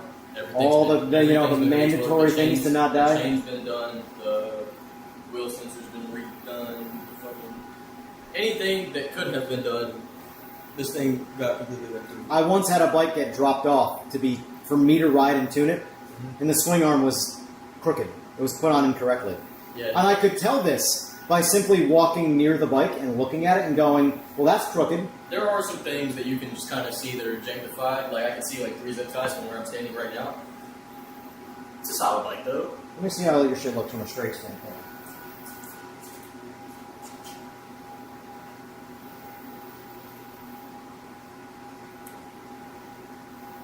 Put it this way, if I have to look that hard, you're fine. See? So I'm talking, I could be positioned. I bought the bike, this particular bike. I didn't notice till I got home. These 2 spacers right here are missing. I had to pay $120 for shit in 2 days. That was $120 you could have put towards an actual fucking real shop. Yeah. Nice little Penske, Just 2 little fucking spacers. Yep, oh I know. Anyway, guys, you see? Do you see what I mean when I say I talk shit to customers? They give me money And they leave happy? I assume you're leaving happy. I'm pretty happy. Okay, you pretty happy? I'm pretty happy. Like, on a scale of 1 to 10, 10 being like, fuck yeah, and 1 being like, fuck no? I'm going home and I'm unloading this bike and I'm going to be on it all fucking night. So what does that mean? I'm ecstatic. Well, no, I mean, what number are you? 11? Oh, okay. Man. Clueless EJR does EJR shit. I don't even care if I sound cocky right now. I've earned the right to be cocky in this particular industry. Do I not have like a gas gauge on you? You did. I did? Well, no, the ZX-10s are always... I don't know if actually the Gen 6 has a gauge. Suzuki's have them. But this did have a float to tell you. And it's gone now to fit that cell on it. So, like, my 10 doesn't have a float. They didn't come with a float. They only started that in Gen 6, 2021. Mine just has a dummy light saying you're at low fuel, which is when once the fuel drops below a certain threshold on the actual pump assembly, it tells you need fuel. Whereas yours has a float that moves, which having a float, it has to have a gas gauge. So Turtle says it has a gauge, and I believe him. Because if it's got a float, it's got to have a gauge, not just a dummy light. Man, I have my Gatorade. No, my Gatorade now. Damn! My hands got dirty fucking twice. All right. I'm out of Gatorade. They didn't get dirty a third time when I had to have to put it in the fucking truck. What are you doing?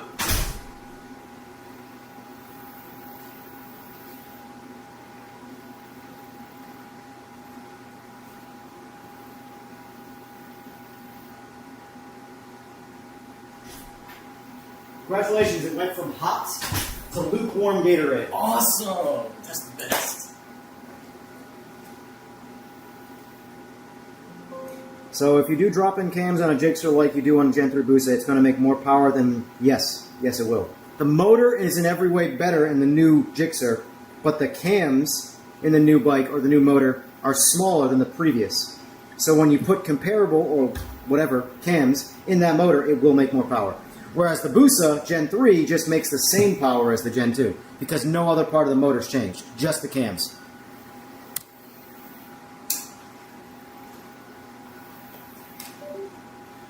Come on.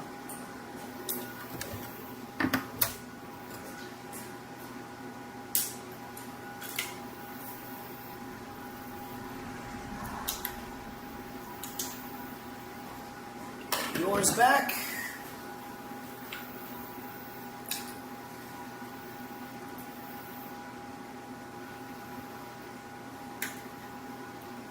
Also, you don't need to keep this stuff in the bike. You just take it out.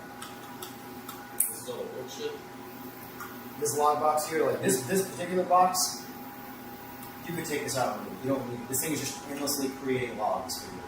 So you could use it if you wanted to like log your own writing. This is the village house. Same thing I just used but online, but they're married to certain accounts. This is owned by someone who ever owns this account.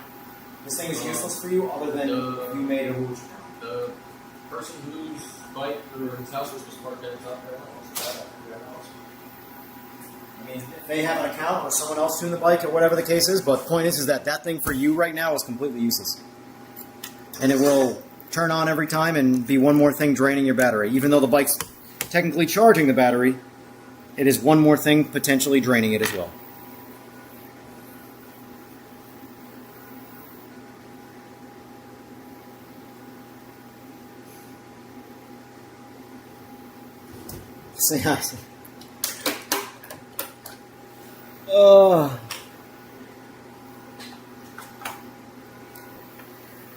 Alright, shut down Woolwich.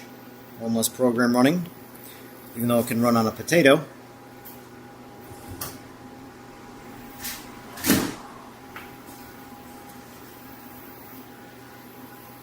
This isn't even that bad. This is the stuff where I hit my head on this helmet. Yeah. That's nothing.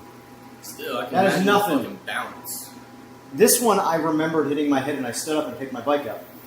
The last time I crashed, I don't remember anything until the hospital. Until I woke up in the hospital a day later.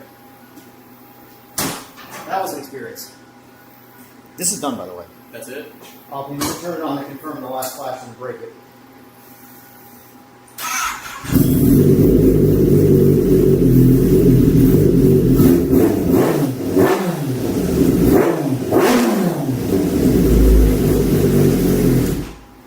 Get the fuck out of here. Get the fuck out, dude. I'm paid. You're done. Awesome. What's up? Make like a tree and get out of here. Name that movie. Name that movie. I don't know. Make like a tree and get out of here. We've already went through the fact that I'm not a movie fanatic. It's leave, you idiot. Make like a tree and leave. Too old for this shit. Name that movie. I'm too old for this shit. All of the above, dude. All of the above. First one was Back to the Future 2, guys. The second one was, what did I say? Oh, it's Lethal Weapon. Time for your nap. Thanks for the stream. No problem, Tuna.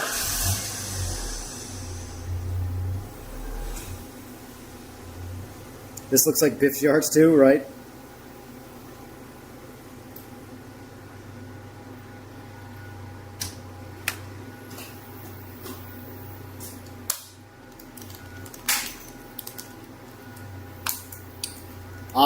I'm gonna shut the live down once he leaves because I got a couple of like bike shit things to talk about for one of my upcoming streams, and then I will shut it down for a little while. And I'm probably gonna get back on at like 6:37, so in about 4.5 hours or so. And I'm gonna start practicing for Slick's league race in PMR just so I can rage quit in turn 1, lap 1.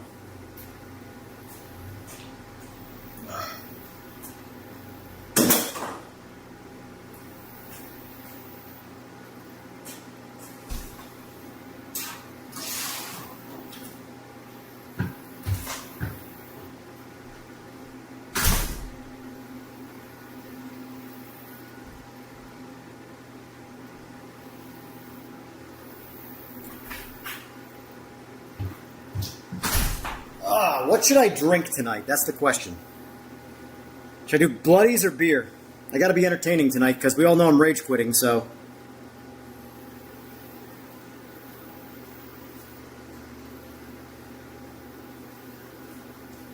I take it you're gonna need my assistance again? Damn, those are some shades, bro. Thank you. I can see where this. You dude. Is your name Chad? No. I mean, Tristan's pretty close to Chad, but. Actually, you like bikes. Do I? I just got... They make me money. I don't know if I like them. I have an Oakley addiction. Oh, you have an Oakley addiction. Cool. So you like lighting money on. You want me to give you some money and so you can just burn it on the ground? Literally. Hey, my favorite set of shades. $1.99, sir. Gas station galore. I just got a pair from the beach, and they say MotoGP, like right here where they're supposed to say Prism.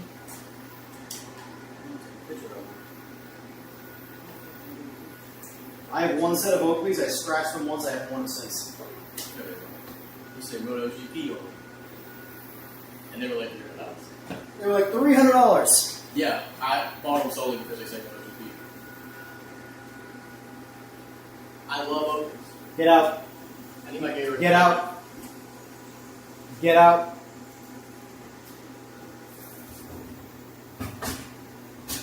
And this is the part where my buddy would say, "They'll be back." Gatorade, gas can.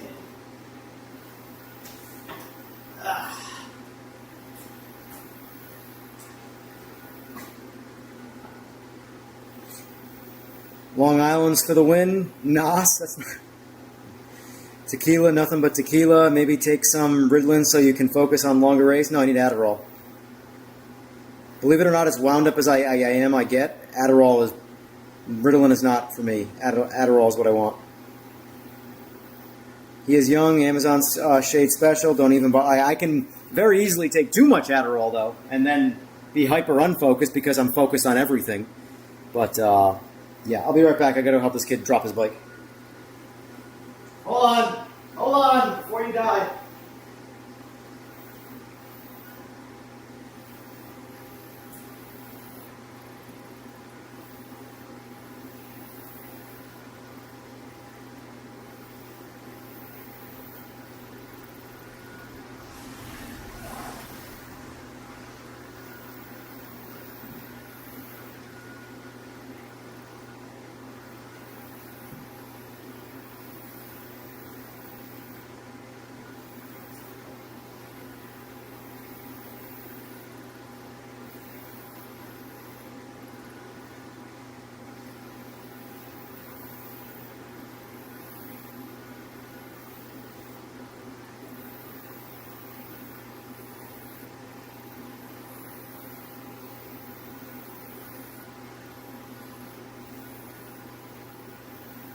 Who is your daddy and what does he do?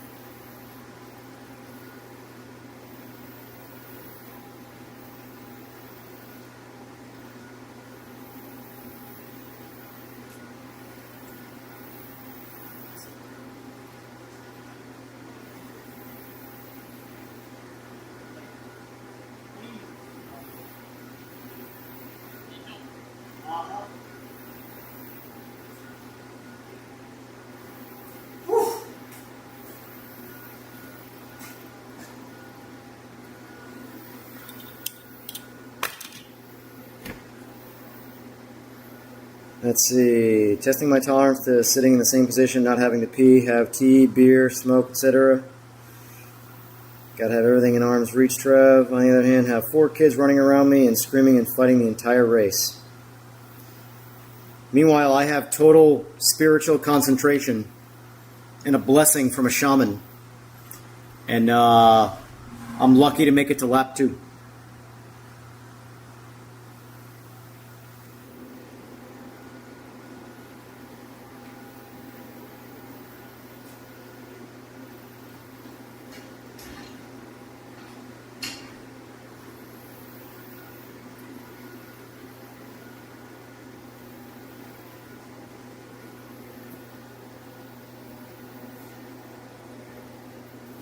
Yeah, you guys have to have Facebook because Slick is, 30 going on 65.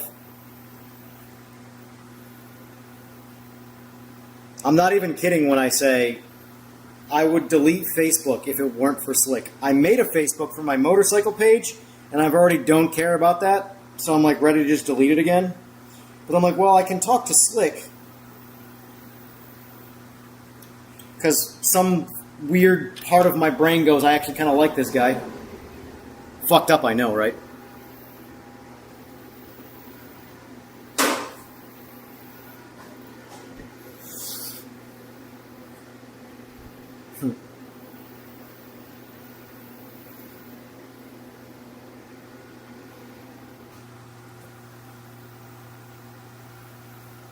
Dude, my legs are taking a beating getting out of that collapsible rig. So the bars they use on the side to support the wheelbase, it attaches to like the seating position, they use flat stock steel. And it is rounded on the edges, but it's still sharp enough to where your shin walks into it at a high enough speed, it's taking the skin away. Like, I'm not even kidding when I say, oh, messed that up, let me do that. What the hell was that? That's literally from getting in and out of my collapsible rig. These wounds. Who says video games aren't physically demanding?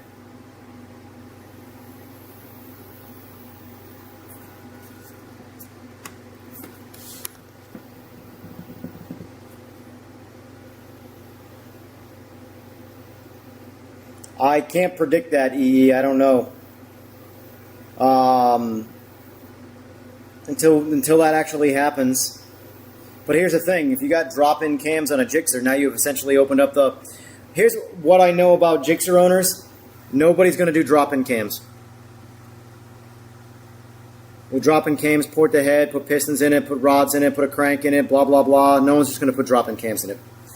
Because if you have to open up a motor and to do motor work and you're no longer a stock motor,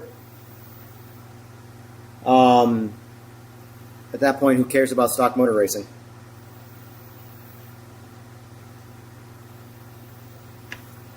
But it's purely a tactic for World Superbike, not for the street. They don't give a shit about the production bikes. They really don't. They care about winning World Superbike. That is it. The bottom dollar of making money, the only thing they care about from a production point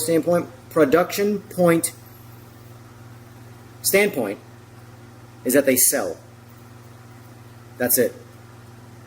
And if they sell, and they can race them in World Superbike, what they care about is winning World Superbike.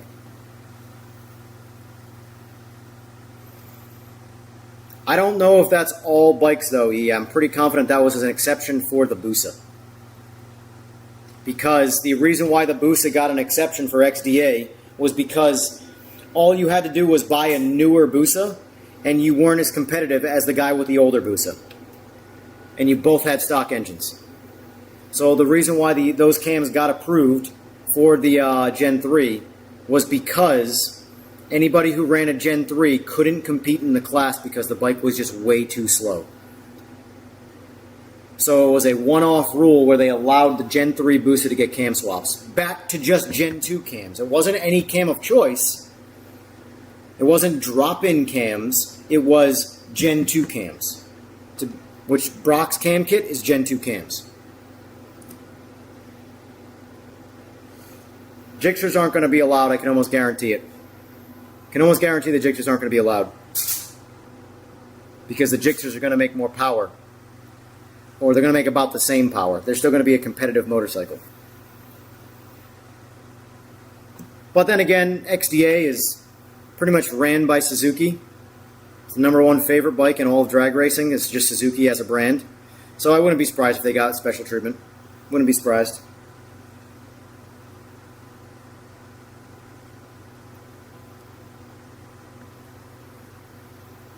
Digi, you going to be in the league race tonight? Is that what you're trying to do? Because if so, I'm aiming for you in turn 1.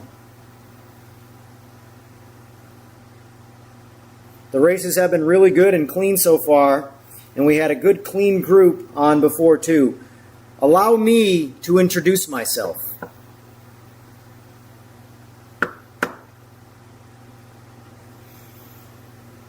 I'm going to be like a heat-seeking missile. And Digi's ass is on fire.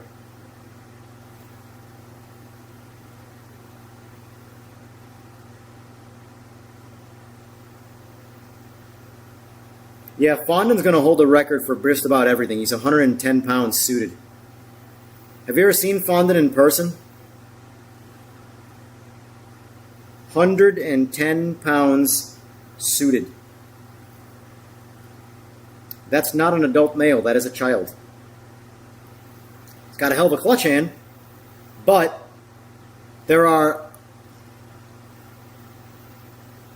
better riders in the world than him, but they weigh twice as much. And in motorcycles, that matters more.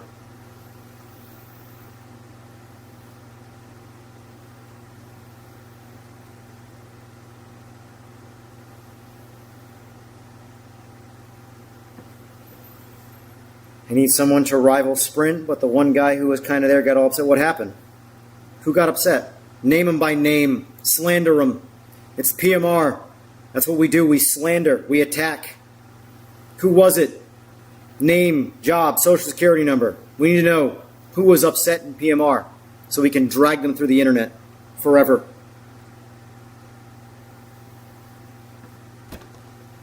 Is Battle of the Brands 2 going to happen? If so, I'm not going to be involved. I want no part of Chris Moore. Or Moore Mafia or any of that shit. No interest. I should say I want no part of competing with him. I'll always compete on a level playing field. But that's a game that you're not competing on a level playing field. You're competing with two hands tied behind your back. Tied behind your back.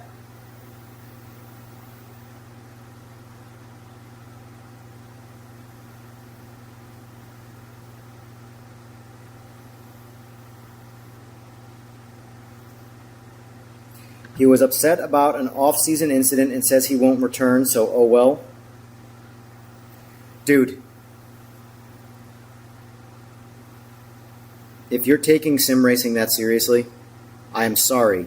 I don't care if this is offensive. You need to go outside. It's a fucking video game. The game that Austin wanted to build that was the world's most hardcore racing sim, at the end of the day, is a fucking video game.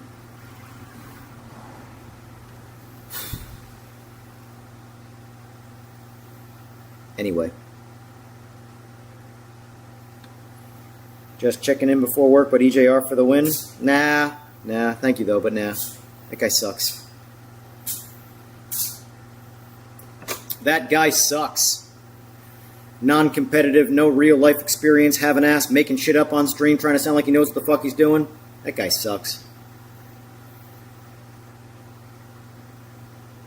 Fucking arcade playing, shitty-ass sim racer guy.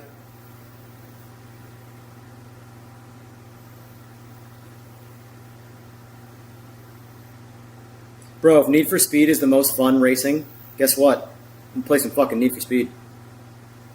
So fucking weird. I want to torture myself and say I'm a real driver.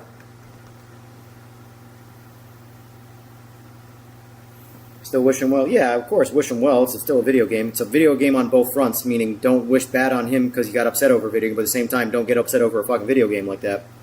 Now, in the moment, yeah, sure, rage. I'm all for raging in a video game. It's fucking, that's half the fun is losing your mind.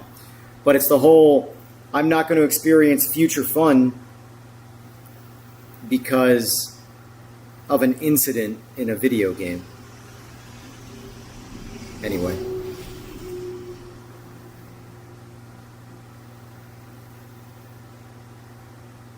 Need an AMS2 league? I think what I want to do, I still want to do my F1 league. I still want to do that. I've been waiting, believe it or not, the biggest thing that's pissed me off the most about PMR is its inability to let me move on to other things because I keep holding out that it's going to be the game I want to play. So, I don't want to put time into AMS2 and, really, really practice driving in AMS2 because I keep wanting to play PMR. PMR keeps wanting to not be a finished game. And then, so I get... It's just this giant mental gymnastics of back and forth, which game should I play that brings me the most fun. Bottom line is, AMS2 is the king, in my opinion. And I think a lot of people who are playing PMR would agree with that. I know there are guys in here that push AMS2 who play PMR. Shit, look at, Old Man, the Aussie or the New Zealander. Sorry for that confusion. I know how you both hate that. But that dude loves AMS2. He's trying to play PMR, but he just can't bring himself to it, so he plays AMS2.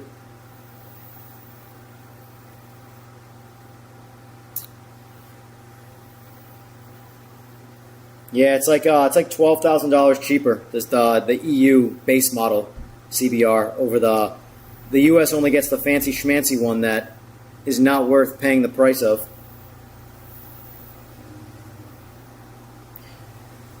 Here's the thing.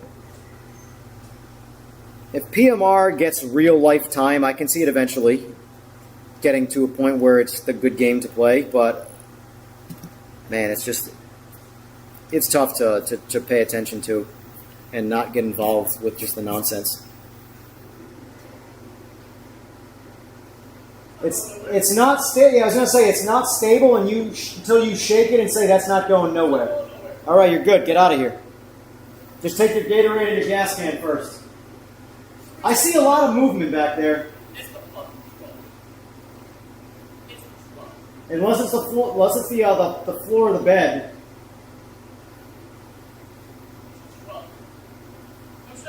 I'm good. I believe you. That's sunlight. I don't want to go in the sunlight.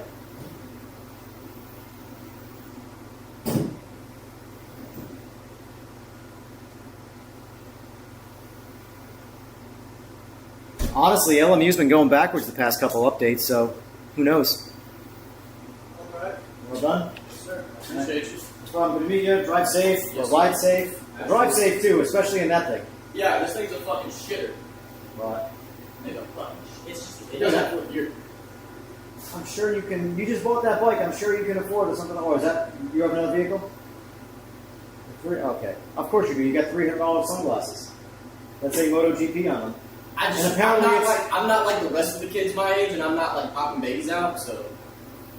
I mean, I'm 40 and I haven't popped any of those out and don't intend on it. But that being said, I still only have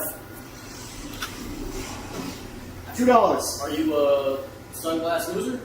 I'm a sunglass breaker. Oh, I'm not. Here's my sun. Oh shit! Yeah. Damn. I have like 3 designated work pairs. I have a driving pair, I have a riding pair, I have a fishing pair. I value these a lot more. Those are gas. Alright, bro. What is gas? Awesome. Is that like cap? Oh, that's live. Yeah, cap is live. So gas is good. Cool. Well, all the gas, none of the cap. Yes, sir. Appreciate you. Have a wonderful day. You have a very mid to gas day. Mid to gas day. The fuck did I just say? It's not good, man. You too. Take care.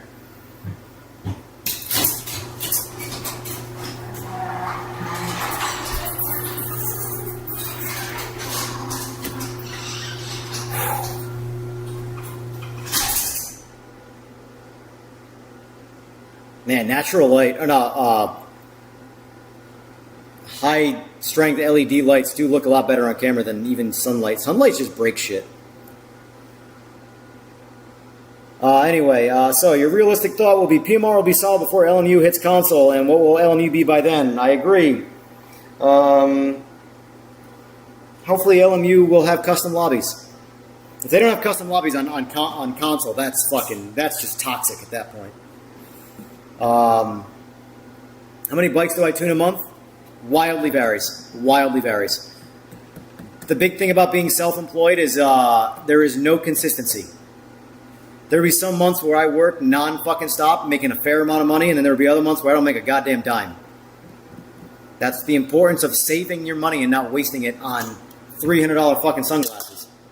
You can make the argument that, yeah, I've wasted a lot of money on sim racing, which I have, but I can't drop my fucking sim rig and break it with the weight of gravity and lose it when I go and fucking buy some tomatoes somewhere. Or tomatoes, if you will.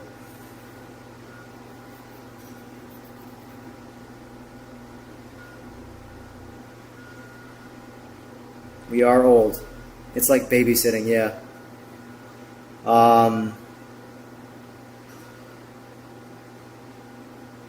But like in terms of... No, never mind. I'm not going to talk about money. It's TMI, and then people will just say I'm being a dick or whatever, so I'm good.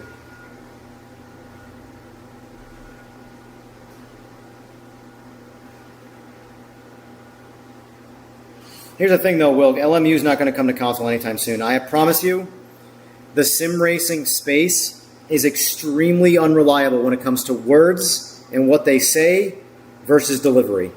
It's not just what you're experiencing with PMR is all of sim racing. They've arguably done it a little bit worse at the moment, but the point is that whatever LMU is telling you when we're going to get it on console, delay it by a lot. I guarantee it. And you all remember the ACC fiasco that was the console launch, right? After it was already established on PC. Oh, it's definitely not going to be crossplay. It's definitely not going to be crossplay.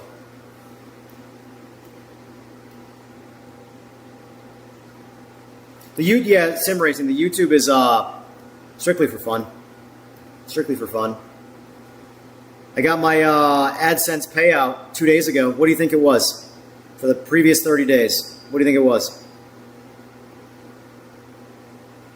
Previous 30 days. I'll give you a hint. It starts with a 1.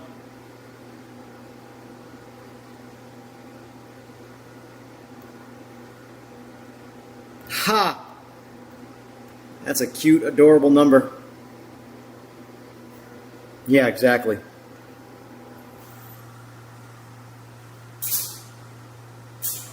No, I very much believe that unless you bring something extremely unique to YouTube, it's too saturated for you to ever be successful. I wish it was 1,000.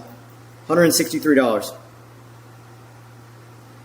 $163 for the whole rolling 30 days of last month. I'll pay my cell phone and maybe Netflix and HBO with that. That's cool. That's cool. Technically, that's before tax because YouTube doesn't tax you like that. You have to pay your taxes later.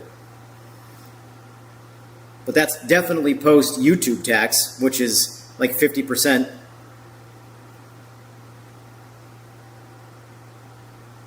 But no, really though, this is my best realistic advice for YouTube. Unless you are doing something that is extremely unique, and you are what I'm doing is not it. You need to secure other ways of making money through content creation, because the market of YouTube is far too saturated for you to do it purely through YouTube AdSense. It just can't be done.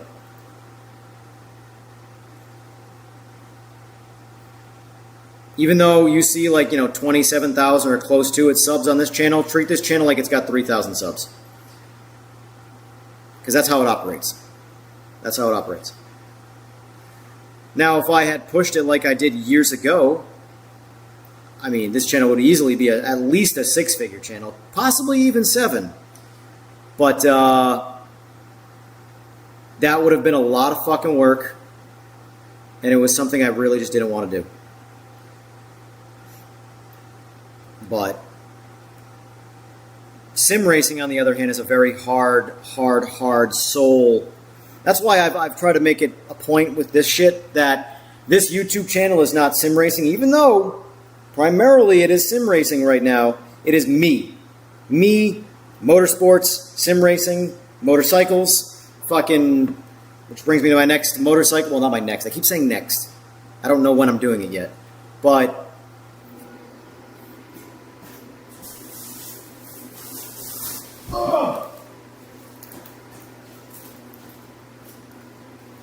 it's technically upside down right now.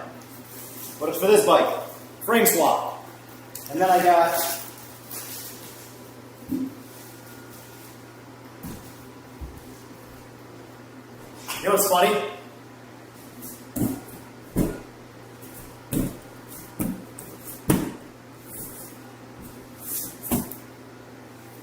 I think the packaging weighs more than what's inside. Carbon fiber fairings for this bike.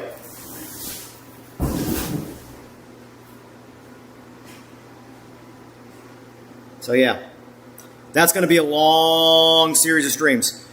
That is the sole reason I got this. So that way I can work on the bike and read the TV for chat rather than my phone, because my hands are going to be dirty. Carbon fiber, yeah, exactly. So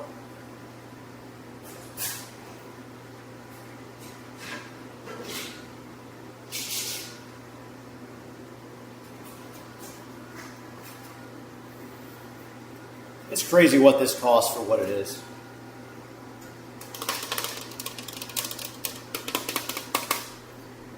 Aero fender for the Busa. So this is all for the silver bike. It's a customer bike.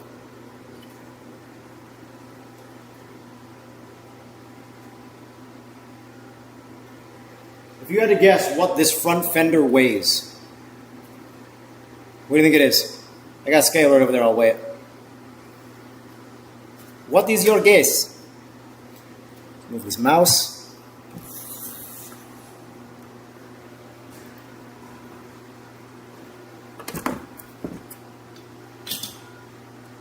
Four ounces.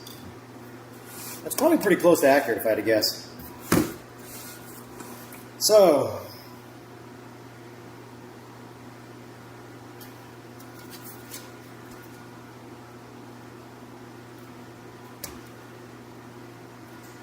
ah, 8 ounces. No, can't zoom. It's 8 ounces.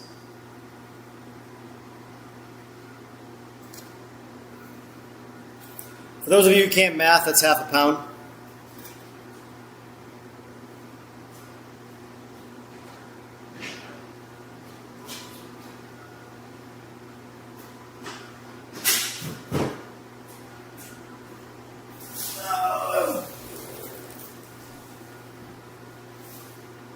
I don't know how much that frame costs. See if I can find what the cost of that frame is. I want to show you guys how these guys waste money.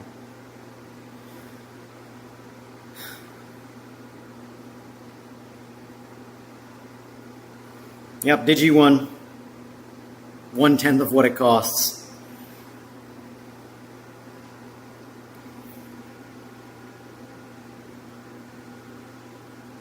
So let's see. See if I can find it.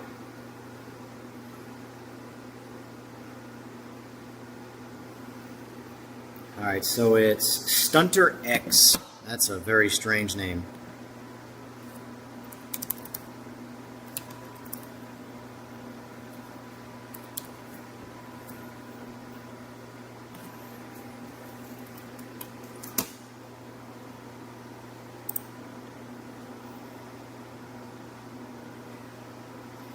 I'm low-key a little worried about this frame.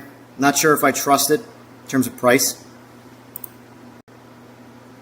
You know what's sad, right? I just said I'm not sure if I trust this in terms of price. I'll show you what I mean by that. And how people throw money around in this industry like it's just lighting it on fire.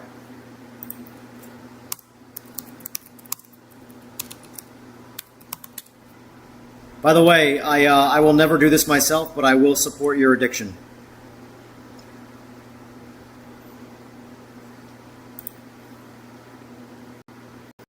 That's the titanium one. Where's the chromoly one?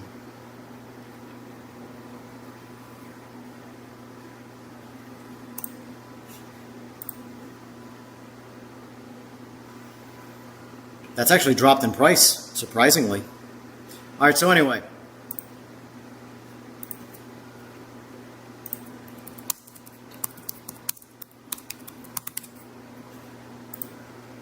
I want you guys to see some numbers here. So anyway, there I was. I started blasting.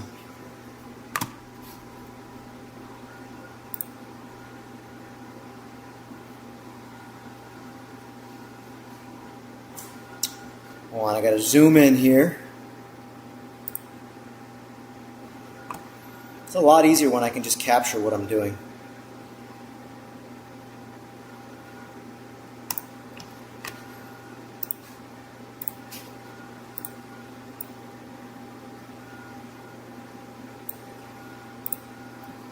Oh, you son of a bitch tits.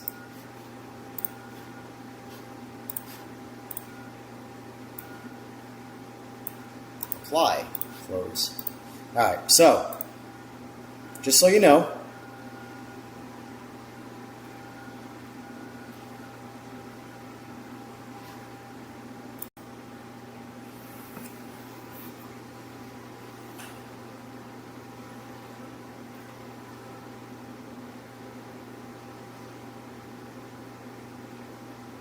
that's before tax and shipping. And believe it or not, I'm worried about this frame because of the price. Here's why. DME chromoly frame. This is the same material. They're both chromoly frames. And now you're ready for this? If you see, okay, so if this is DME, they're a big name in motorcycle racing. If their chromoly frame is $8,500, how much do you think the titanium frame costs? Same exact component, just the frame, instead of it being chromoly steel, is titanium.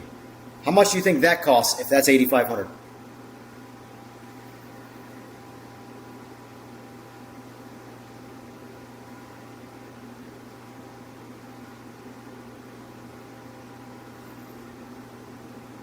Waiting on some answers. I'll be right back.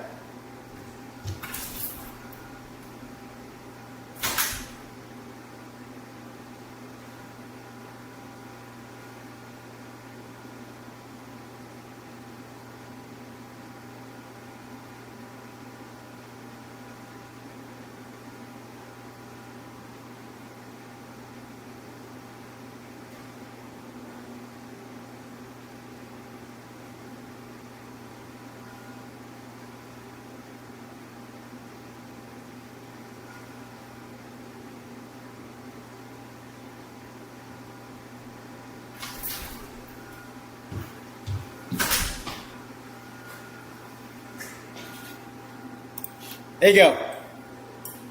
I think Digi, you were the closest on this one.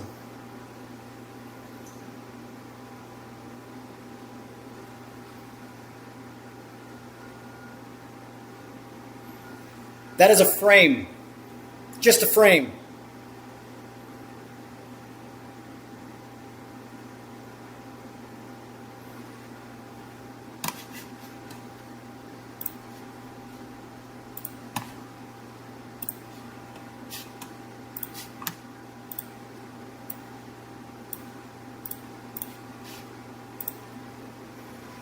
What I'm trying to say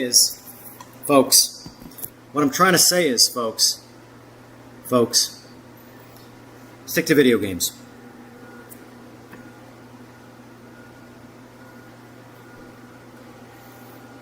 Fuck that. Kind of hope you weren't, yeah.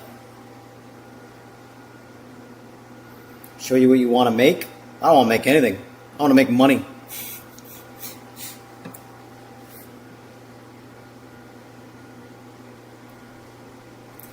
Anyway, all right. It's about that time for me. I'm going to wrap this up quick. Oh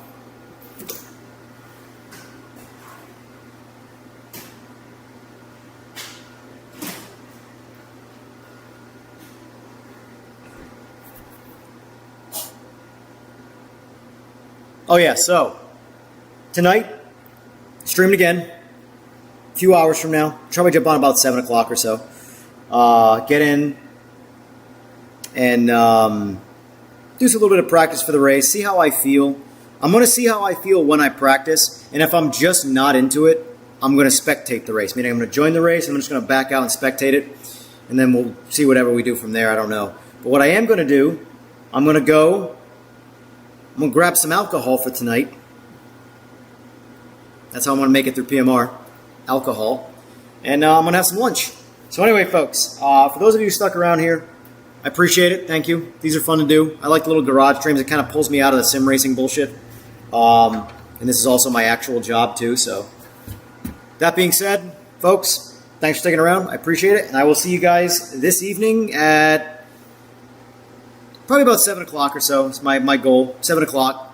Maybe earlier, maybe later. We'll see. Either way, you'll know. There'll be a little thumbnail post, so. What I'm trying to say is,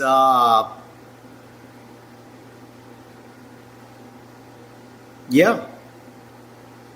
Trev, Digi, Fway, Too Bad, Oil Slick, EE, Sim Racing. Thank you for hanging out. Appreciate it. Bye.